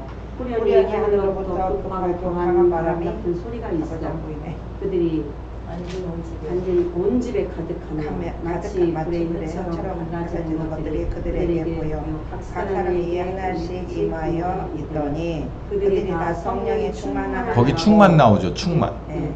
거기 충만 나왔을 때 그 직전에 나와 있는 구절이 뭔 구절이 나와요? 그들에게 한 곳에 모여 있을 때 그 모두에게 각자에게, 그러나 모두 각자에게 성령께서 뭐 하셨다? 임하여 있었다. 임하여 있었다. 그러니까 아까 성령님은 우리 밖에 있다 그랬어요? 안에 있다 그랬어요? 안에 들어온다 그랬잖아요. 안에 들어오게 되면 샴쌍둥이가 된 거예요. 딱 돼서 성령님 나 싫어요. 성령님 나 말씀 안 들을 거거든요. 이런 상태가 아닌 거예요. 완전히 성령님한테 순종할 만한 준비가 되고 성령님과 하나의 목적, 하나의 시선, 하나의 방법이 다 된 거예요. 그게 충만입니다. 거기 나오잖아요. 충만이라고. 충만하더라라고 할 때 충만이 바로 그거예요. 그러니까 각자 개인 행동이 아니라 성령님 하나로 그냥 일치되었을 때 그걸 충만이라고 하는 거예요. 그러려면 우리가 기도하고 뭐 특별 찬송 부르고 예배, 특별 예배 부를 때 그때 하나 되는 것도 맞지만 그거는 그냥 1%, 5%에 불과하잖아요. 우리가 나가서 위험한 상황, 아주 중요한 입장의 그 상황에서 내가 성령님과 충만한 관계, 다른 말로 완전하게 하나 된 관계가 되어 있느냐, 그분의 제어를 받을 준비가 되어 있느냐, 그게 충만하냐 안 하냐의 차이죠. 완전한 임재. 그래서 임재뿐만 아니라 그분의 임재와 내가 그분께 순종하는 관계가 됐을 때, 그러니까 하나 됐을 때, 우리 교회 이름이죠. 하나 되었을 때 그게 충만이에요. 그러면은 이제 그 다음부터는 성령님이 끌어가는 거예요. 그러니까 거기까지 갈 수 있도록 제가 나름대로 가이드를 해드리고, 또 거기까지 갈 수 있게끔 하는 실질적인 선생님은 누구라고요? 성령님이라고. 그냥 저는 그냥 강아지처럼 옆에서 막 지저대고 안 되면 막 발 저기 뒤꿈치라도 물고 뭐 여기서 막 벗어나면 안 된다고 막 협박하고 그런 걸 하는 정도 수준이죠. 그게 제가 할 수 있는 일의 다예요. 네, 다 하셨어요? 네. 기도하고 마치겠습니다. 주님 감사합니다. 이렇게 철두철미하게 아버지가 계획을 세웠는데 우리가 너무 쉽게 본 것 같습니다. 우리의 잘못을 깨닫고 다시 잘못된 부분에서 제자리에 서서 어디서부터 문제인지를 다시 뒤돌아보고 멀더라도 어렵더라도 창피하더라도 다시 그 원점으로 돌아갈 수 있는 우리가 될 수 있도록 용기를 주시옵시고 인내와 그리고 증거들이 마구 드러나게 하여 주시옵소서. 예수님의 이름으로 기도했습니다. 아멘. 고맙습니다. 네, 오늘 여기까지 해서